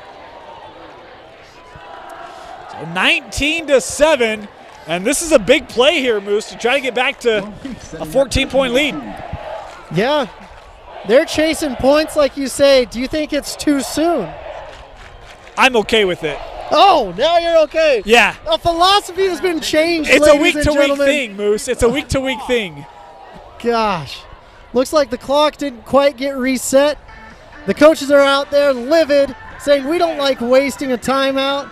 And the refs say we don't get paid as much. And the coaches are arguing we don't get paid either. It's all for the love of the game.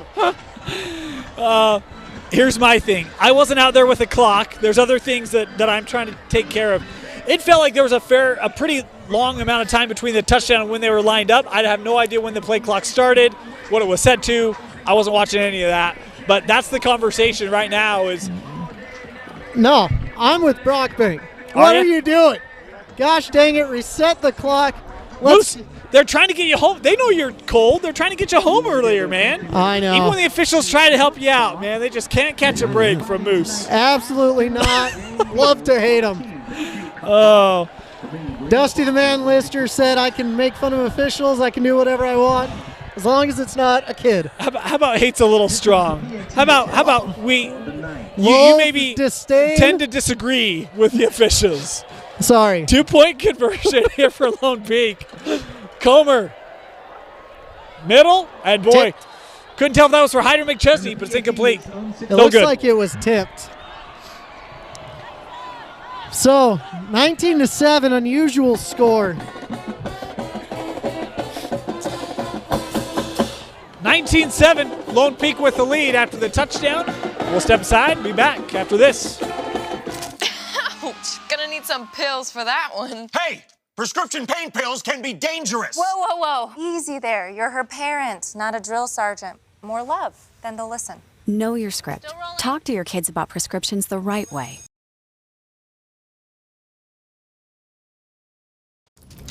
Jake said these are awesome for studying.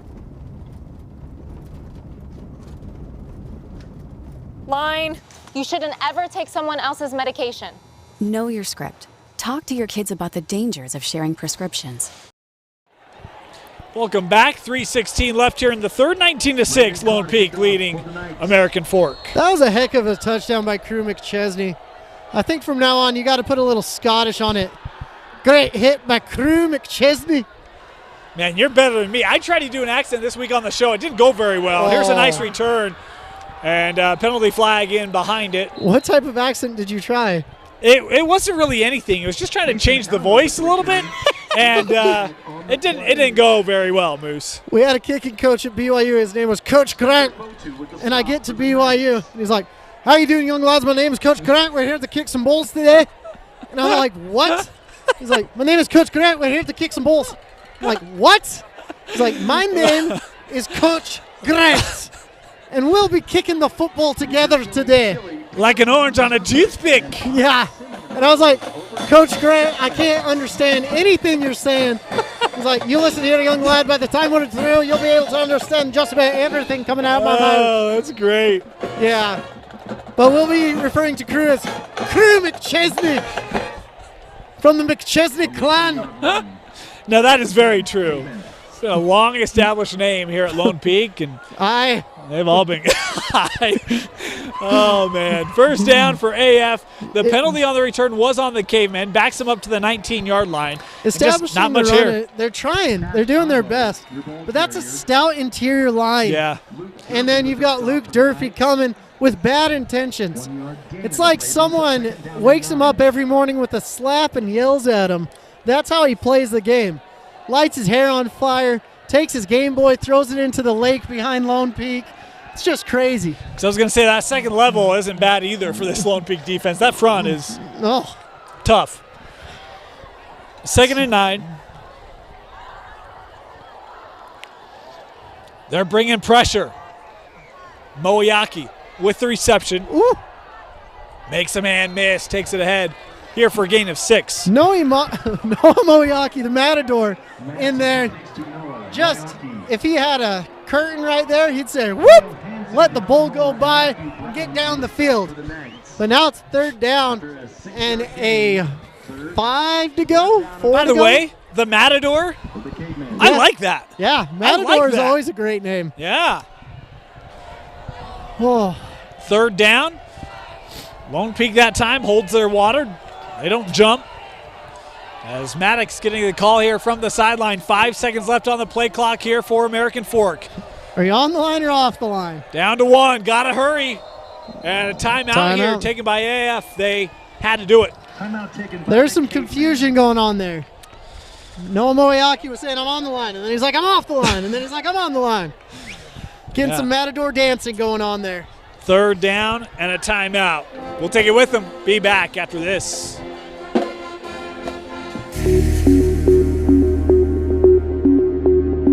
At Skin Science Institute, we take pride in the fact that we have built a fun and exciting culture to give our students a positive learning environment, including the ability to work with local influencers as well as medical business professionals to assist in career planning. Come check out why Skin Science Institute was recently voted Best School. For information, visit our website at www.skinscienceinstitute.com or follow us on Instagram at Skin Science Institute.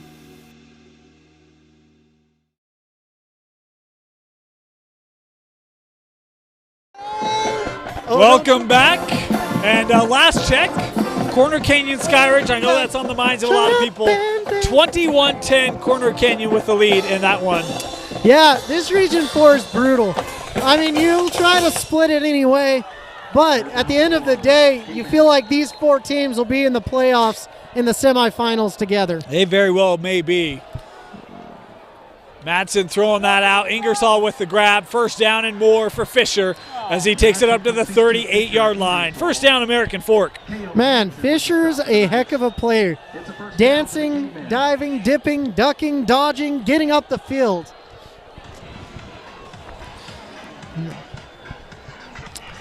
I really like both of these teams because they're just really littered with D1 talent. A lot of coaches will be watching this game because it's just phenomenal what you can see on these rosters. You know, one of the other things, again, we talked about it in the first half, but AF without Carson Ryan, think about what this team would be like with him. Phenomenal. They'll dump this off. Good blocking up the field here for AF is Jace Hull taking this up to about the 46-yard line. Gain there of 8. That was a great play design right there, taking the running back, moving him all the way out. So you've got 4 receivers over there. It's creating a mismatch. Lone Peak didn't quite adjust to that correctly, and since they didn't, you've got a gain of 8 yards. Clock down to 35 seconds left here in the third. Won't be the last play, but we are inside of that final minute in the frame. Second and short. Once again, they're doing that, putting the running back out there for a 4-man outside on the field side. Madsen, not a lot of places to go, and boy, that ball nearly had a great opportunity. Hull did, but it was a little too hot for him to turn around and make the grab. It's incomplete. Yeah. One thing I like about American Fork, you've got a bunch of smart kids on this team that they can adjust and do things like that. Both of these squads, very smart human beings out there. It'll be third and short for the Cavemen. They led off the game with a touchdown. They've not scored since. That first touchdown made me think, all right, this will be 35-38. Yeah. Nice route by Ingersoll. And he's got the first down into Lone Peak territory to the 41. You know what? You'd like to blame the cornerback, but there's no stopping that. No. He had good coverage. Great inside release. Getting open. Fisher does what Fisher wants. Those hands back to doing what they do, making the grab. Remember a couple uncustomary drops. That time makes a sure grab. He went and had a little powwow with his hands, said, you catch the ball, and they said, all right. Look into the boundary. Did Ingersoll bring that in? Yes, he did. First down AF again. Yeah. You see, he had a good talk with his hands. Yes, he did. He said, right hand, left hand, you work together. Ball, you go between them. They got put in their place. Yeah. That is a heck of a grab. He gave him a tongue lashing for sure. And with that, the third quarter comes to a close. 19-7, Lone Peak leading, but AF trying to get back in this one. We'll be back with the fourth. Lone Peak's going to get the wind as well coming up true. here. That's something that you might not be able to see from the live stream, all the millions and millions of people watching in. but there's quite a wind, and it's really nippy and cold. Yeah, we don't have the windometer for you. We'll try to get that for you for future ones. We'll let our tech department know. Moose is doing a thorough analysis of the approximate speed. It's about 6 to 8 miles per hour with about 10-mile gusts. And as a kicker, he would know. he would know. That's all it takes. You lift the finger once, and you're like, oh. You got to be able to measure that stuff. It's windy. We want to thank some of our sponsors that make coverage of Lone Peak football possible here on Game Night Live Rewind. Estroformance, we build athletes using the latest science, data, and technology to get results that no one else can. We are the athletes' one-stop shop, offering physical therapy, massage, nutrition, and mental coaching, recovery, and yoga. No better place to get your athletes built than Stroformance. You know what? I love yoga. In high school, I was able to do the splits front ways and sideways because of yoga. Moose, I can't even touch my toes. I can't imagine doing the splits. Oh, you can't touch your toes? No. We need to get you to Stroformance like yesterday. Here's the thing. No wonder you have back problems. Your hamstrings are tight. Yeah, I know. And you just don't want to do anything about it? I've gone to physical therapy. I go to a chiropractor, and they're just like, yeah, nope. Well, stretch. I do. Here's Maddox. He'll take on first down. Ooh. Short gain. Not worth the body beating for that short gain. Maddox Madsen with the quarterback keep. Picks up 3 yards. I'd look at quarterbacks after we played a game. They'd be bruised from head to toe. And I'm like, gosh, is it worth it? And they're like, heck yeah. I'm like, that's why I play kicker, ladies and gentlemen. That right there. Because you wake up tomorrow, you're not feeling good, and I feel great. Although, Moose, you were one who was looking for opportunities to hit people. You just didn't like getting hit. They just didn't come very often. Yeah. Second down. Madsen coming near side with that. That ball was knocked loose. Was that a catch? Or will they call that incomplete? Or are they calling it a catch and then threw it out of bounds? Pass is incomplete. I haven't. Yeah, incomplete was the call. I never saw anything official. The PA guy said incomplete, so we'll roll with that. Third down either way. Brockbank is a little testy as it is with the officials, so they're going to give him that. As a completion. Never mind. They did give him a catch and a fumble, so they'll give him a yard on the play. Third down and 7 here for AF. All righty then. Big third down play, but it's 2 down territory. No doubt. Madsen looking for Ingersoll, another grab as he takes this to the 13-yard line, first down. Fisher's such a great wide receiver. He would make me look good back there in the pocket. It's amazing to watch, and it's not like he spends all year playing football either. He is Mr. Baseball, I believe, or the MVP. What was he? Do you remember? It was probably take your pick. I mean, he was the best baseball player in the state. I don't know what awards, accolades he got, but just the man award. First down. Oh, miscommunication there. Looking to get it to the 5 to Maddox Ray, but was planning on him being in the end zone. Incomplete. You're supposed to go outside, not inside. Come on, man. They're going to be talking about that one during film. Had the right matchup, man. Coverage out there and a lot of space to work with. Just he's like, you go 90, I go 10. Second and 10. Hitch. Yep. Yeah. Oh. Maddox is going to take it himself. Looking to the end zone. He'll be stood up at the 5, but a nice take there by Maddox Madsen. We'll have third and about 3 or 4 yards to go. Some people eat Wheaties for breakfast. Maddox Madsen must just eat straight up nails because that's what he's as tough as. He's not going sliding. He's going straight at the man, taking him on one-on-one. And I freaking love it, Maddox. I feel like this drive, he's been very quick and decisive, right? I'm going here, I'm running. It's been boom, boom, boom. Well, he's been the American Fork quarterback all the way since they opened, it feels like. It'll be third and short here. They got to get to the 3 to get a new set of downs. Madsen looking end zone. Oh. What a grab. Touchdown, American Fork. Oh. My goodness gracious. Was that Christian Harrington? Touchdown AF, and Ben Rutter with the touchdown reception. Ben Rudder, my goodness gracious, good on you, young man. He contorted his body all the way around.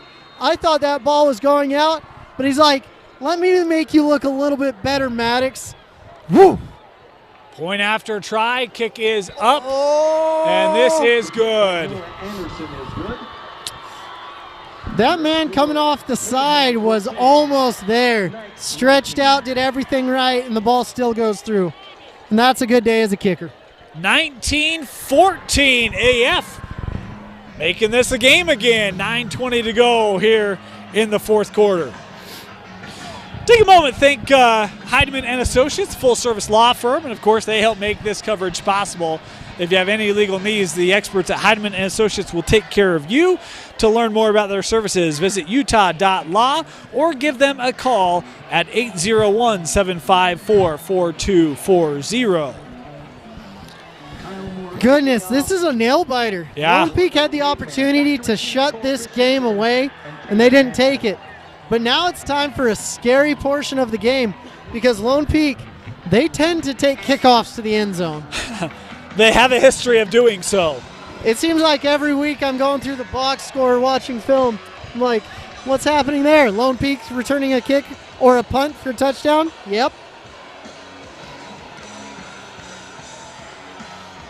So here is AF to kick off. And Kyle Moore.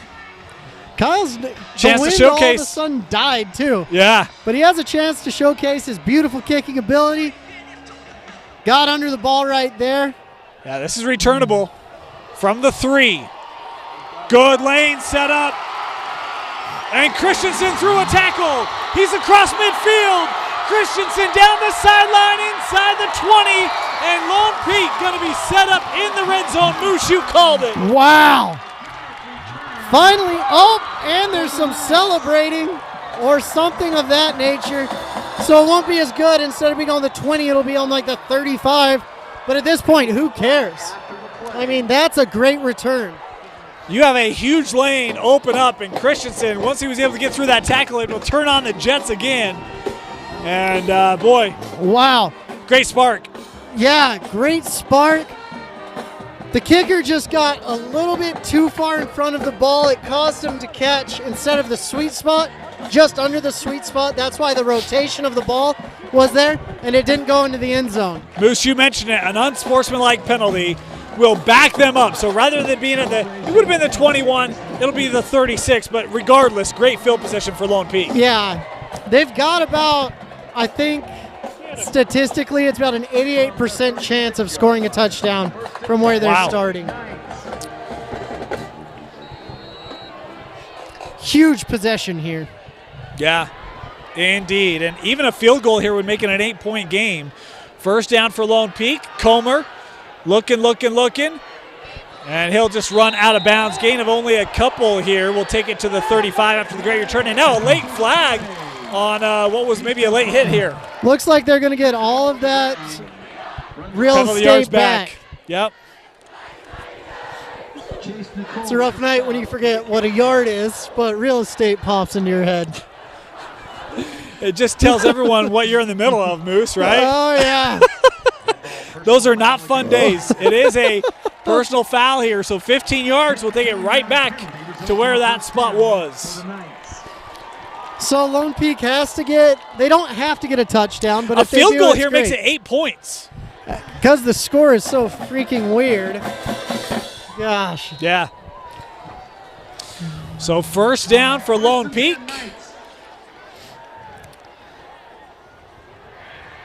Comer gives this off on the ground here. Willits a couple yards on the carry. No, excuse me, it was Bill Bro with the carry. Bill Bro. What a last name. Right? Tyler Bilbro, your ball carrier. 2-yard gain on the play. I'm not even going to go into it. But Comer's been very methodical. I've been very impressed with him. He's establishing himself as one of the top quarterbacks in the state.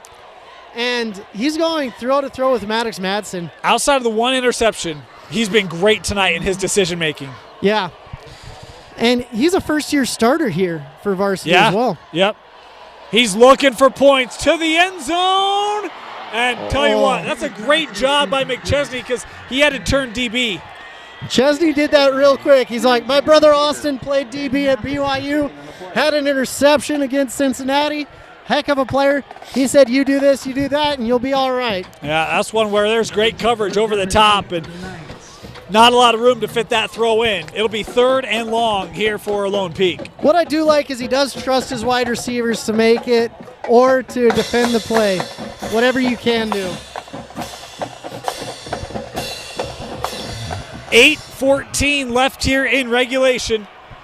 Look for my boy Max Bateman out there. He'll be in the flats, open as a hummingbird. He's lined up in the slot. They will go to Hyde. He makes the grab, and he's got a first down. Oh, Luke Hyde. Luke Hyde. Luke Hyde. That's a heck of a grab. How about Luke scooping that one up, huh? Dude, Luke has been doing that all year long. He did it on the 7-on-7 circuit, went to Florida.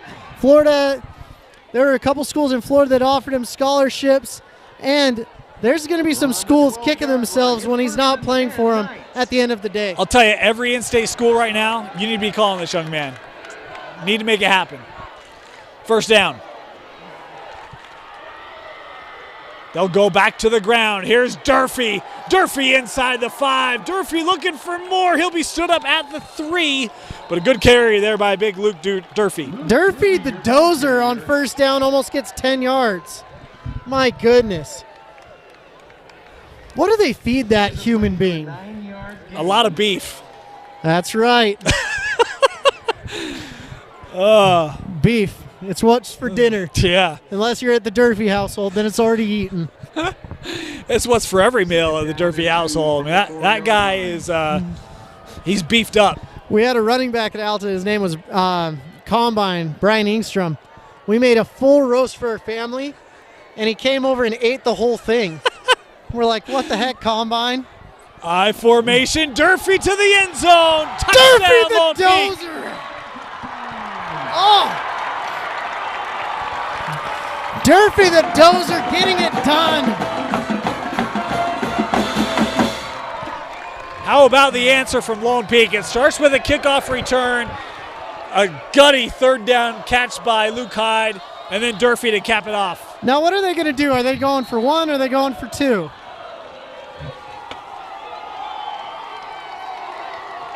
Why would you go for 2? Well, it'd make it 27, so it'd make it 13. Maybe it's an extended practice, Moose. They're just getting in their heads at this point. That's got to be it. 2-point conversion, play action, has a man, McChesney. 2-point conversion, good. Crew McChesney with another score. You got to announce it like that. Good on you, Crew, and the whole McChesney clan. Went in for you. Aye. Crew McChesney, you just got to love saying his name and what he's doing. I wish I could come in and enjoy that with you, Moose. I can't. I love it, though. I love it. Our Scottish boy, 2-point conversion, good. Aye, Crew McChesney getting it done on both sides of the ball, as always. It was really hard for for this Lone Peak team. Crew McChesney was coming off of a surgery and missed the first couple weeks. And when you have a talent like that on the sideline, it's very difficult. 27-14, Lone Peak taking control. And look, if you're AF, you have 2 timeouts, 6:46 left. It's a big play offense. This game not out of the question. No. But now you got to be purposeful here, right? Yeah. I mean, the clock's the enemy as it always has been. Like I say, there's 2 enemies in every football game, the refs and the clock. Oh, man, that is the opinion of Moose Bingham. I've got great friends who are officials, and they've been awesome to me, but I've never been a player, so I don't have that bred in me, but let's return up to the 27-yard line. I had one ref, your foot comes in front of the ball when you do a kickoff, and he's like, if you do that again, I'm going to call off sides on you. I'm like, there's no possible way to kick off without putting your foot in front of the line. So call off sides, I don't care. But interesting, all these refs, they've got a hard job. It's a difficult job. They're good people. I just got to razz them a lot from this broadcast. You know, and here's the thing. I mean, Moose, I pulled out the rule book. We were looking at a couple things, and look, they don't get a lot of help from the rule book. There's a lot of ambiguity in there. And so, you know, it is not an easy job, and it's why I try to give them a lot of leniency and credence, as that went right past the intentional receiver, who was Ray. So should I get mad at the Utah High School Athletic Association then? It's not theirs. It's the NFHS. Freaking NFHS. There you go. It's the NFHS rule book that is applied by the UHSAA. Such it is. Who wrote this malarkey? Indiana, I think. All right. 2nd and 10. Learning a lot on this broadcast. Madsen looking deep. KO. Trying for Ingersoll. That ball 5 yards overthrown, and a flag coming in on the top side. Takeo Hansen got caught looking in the backfield. He needed to be backpedaling a lot faster there. So penalty flag here, going to give some yardage to AF. That'll give them a first down.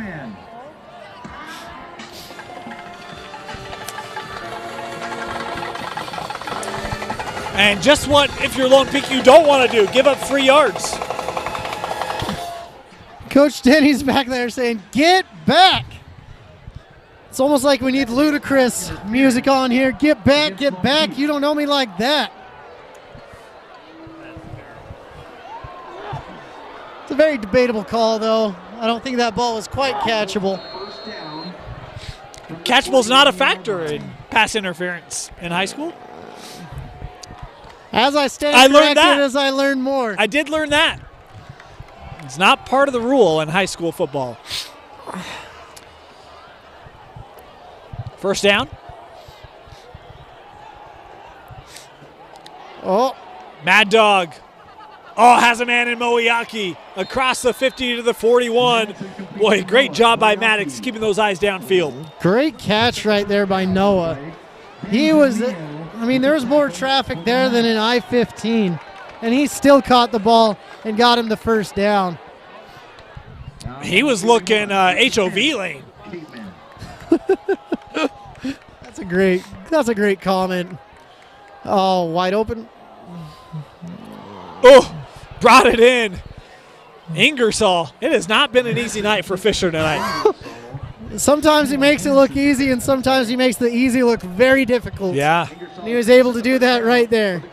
He brings it in. It'll move the sticks. First down here, AF. 5:55 left. This drive has taken less than a minute. They're already down to the 30. Yeah, still a two-possession game, though.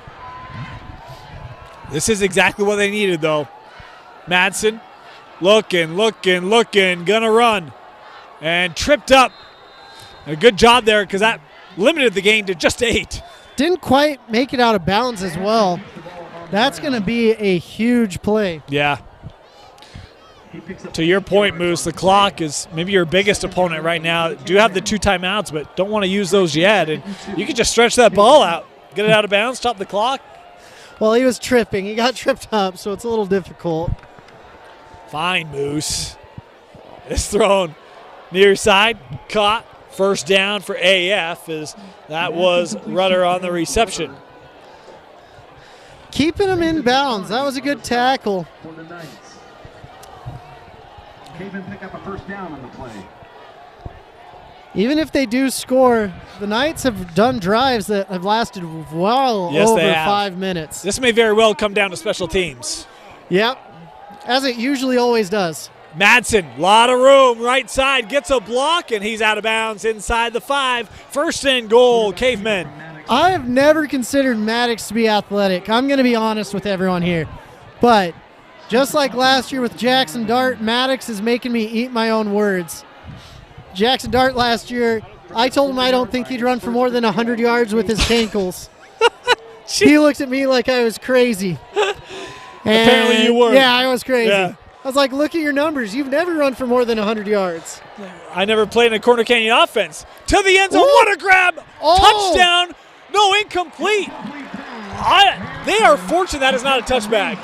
Yeah, very. But looking in the rules, you can see clearly as it's stated.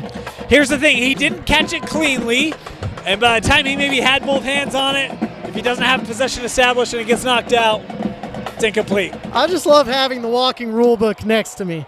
You're welcome. I am more like the walking Cliff Notes interpretation guesstimation of the rule book. But hey, that's how I made it through college. Cliff Notes. 2nd and goal.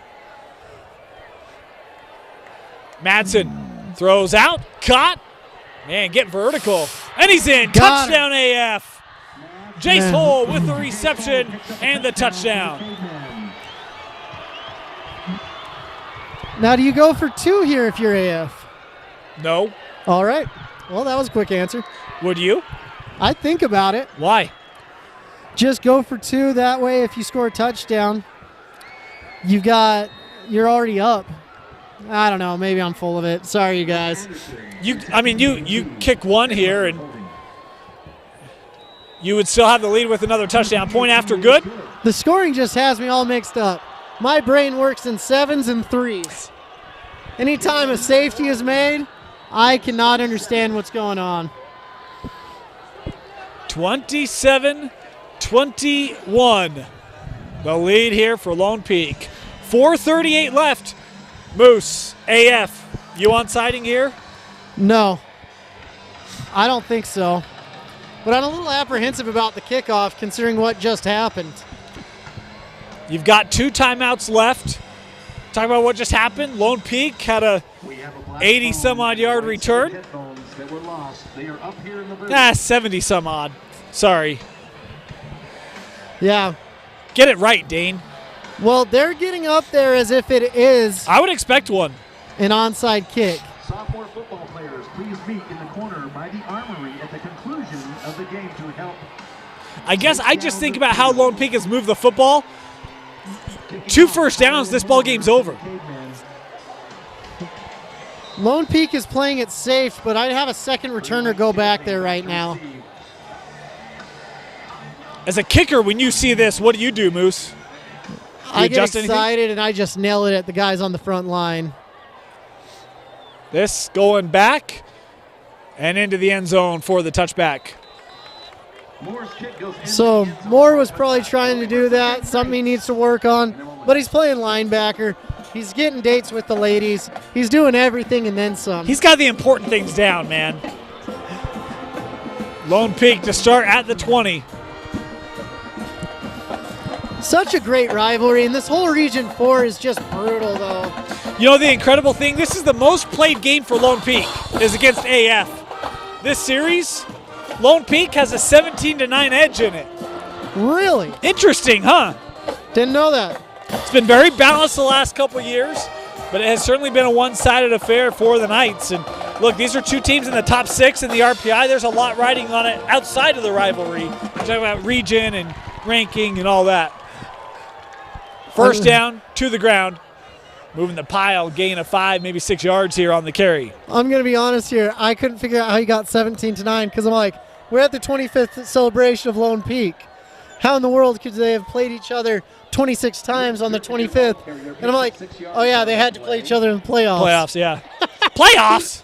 Talking about playoffs? Playoffs? From the 26-yard line, it's 2nd down and 4. Oh, my brain is not there, ladies and gentlemen. It's late on a Friday, man. You and me both. Oh. See, this is where I would have been nervous if I'm AF. First down, run for 6, 2nd and short here, 4 minutes to go, 15 on the play clock. No hurry here by the Knights, understandably so. Well, they still tried the squib kick and whatnot to try to get down there. All movement up front. Again, that AF shift catches the line of Lone Peak, and a penalty here will back him up. The home crowd is not happy about that. 2nd down and 9. But it's still 2nd down and 9, so you're not behind the sticks. We've seen AF do those lateral shifts defensively with that line all night. And it's bit Lone Peak a couple times here as it's drawn them out of their stance.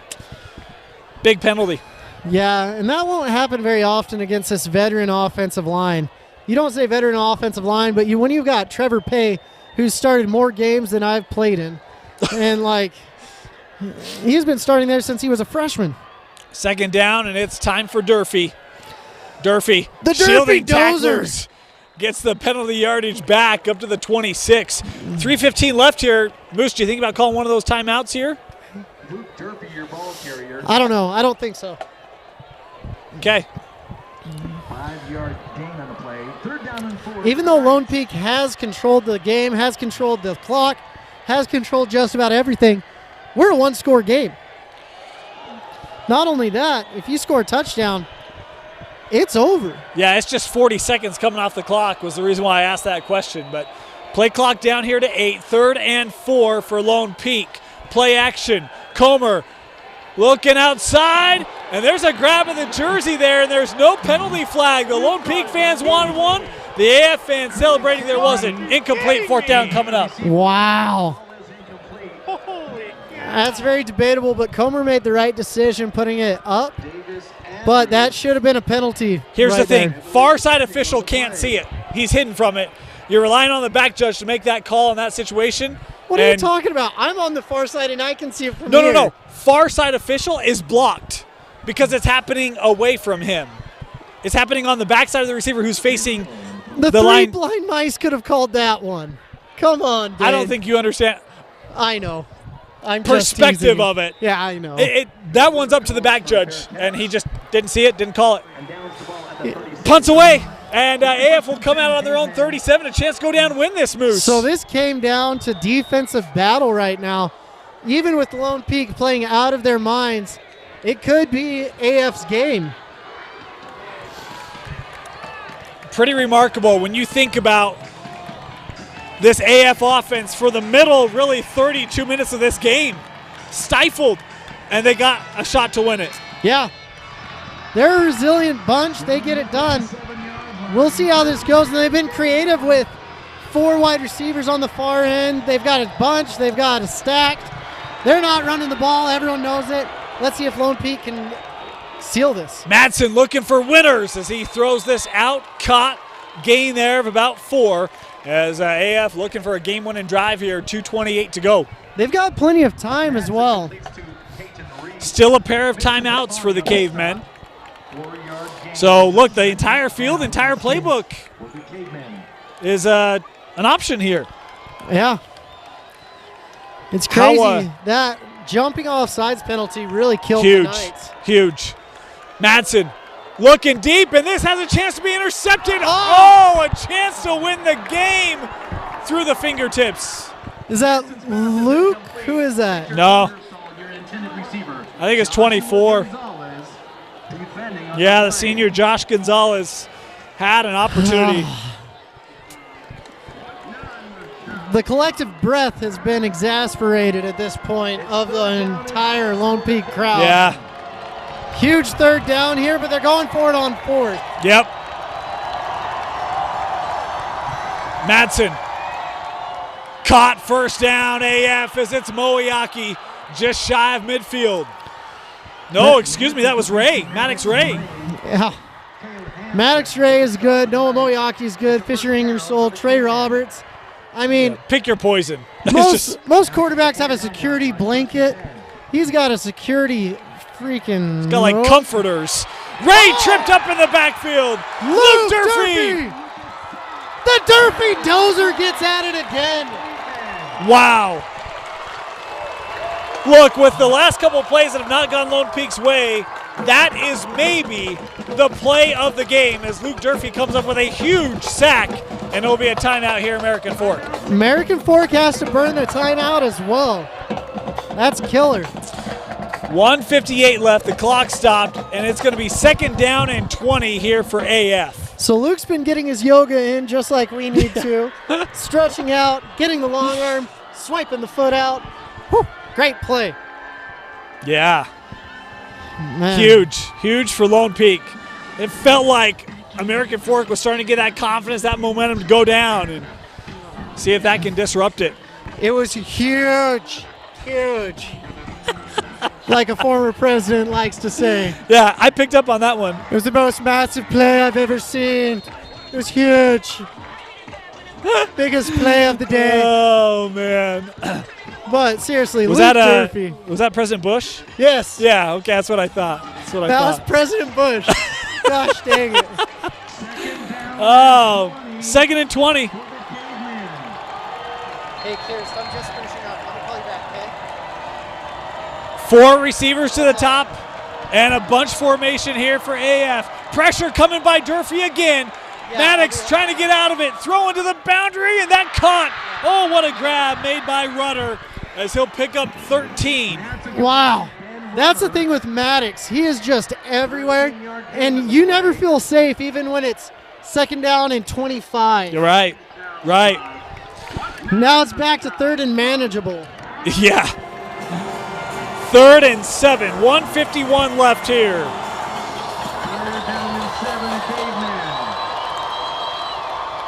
Maddox, quick throw. Rudder, first down AF to the 40. And Rudder with the reception. Wow, they dug out a 2nd and 20, Moose. Man, it's like a bad stank. These cavemen just won't go away.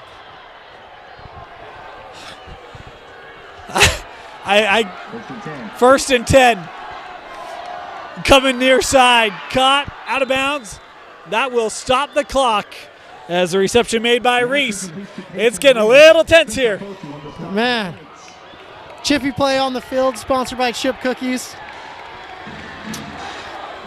I'm going to get myself a free chip cookie. You watch, Dane. It's going to happen here. And we'll get a timeout here by Lone Peak. And I think that's probably a good use. It's the last timeout for the Knights.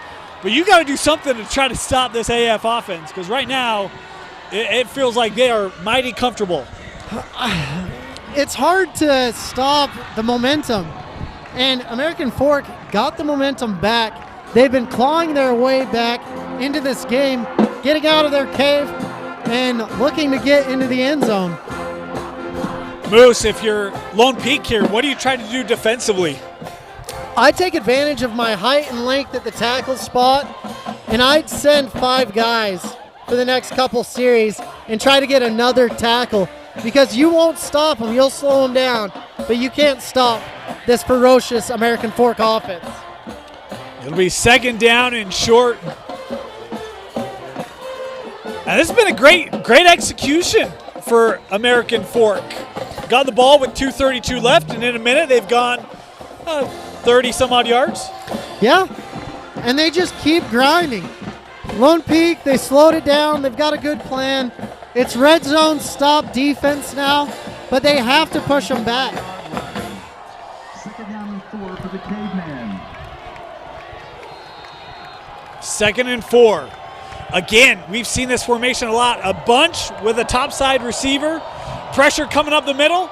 They throw this for Moiaki, and it's incomplete. One thing Maddox has done that I've been impressed with, earlier in his career, he'd just take his first read and go.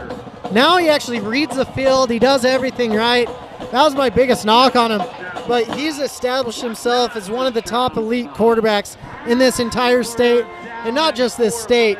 We've got the top quarterbacks in the country coming out of this state as well. It's why he's going to go play up on the blue turf. Can't wait for that opportunity for him. Same formation here on 3rd down. Pressure again. Oh, and miscommunication.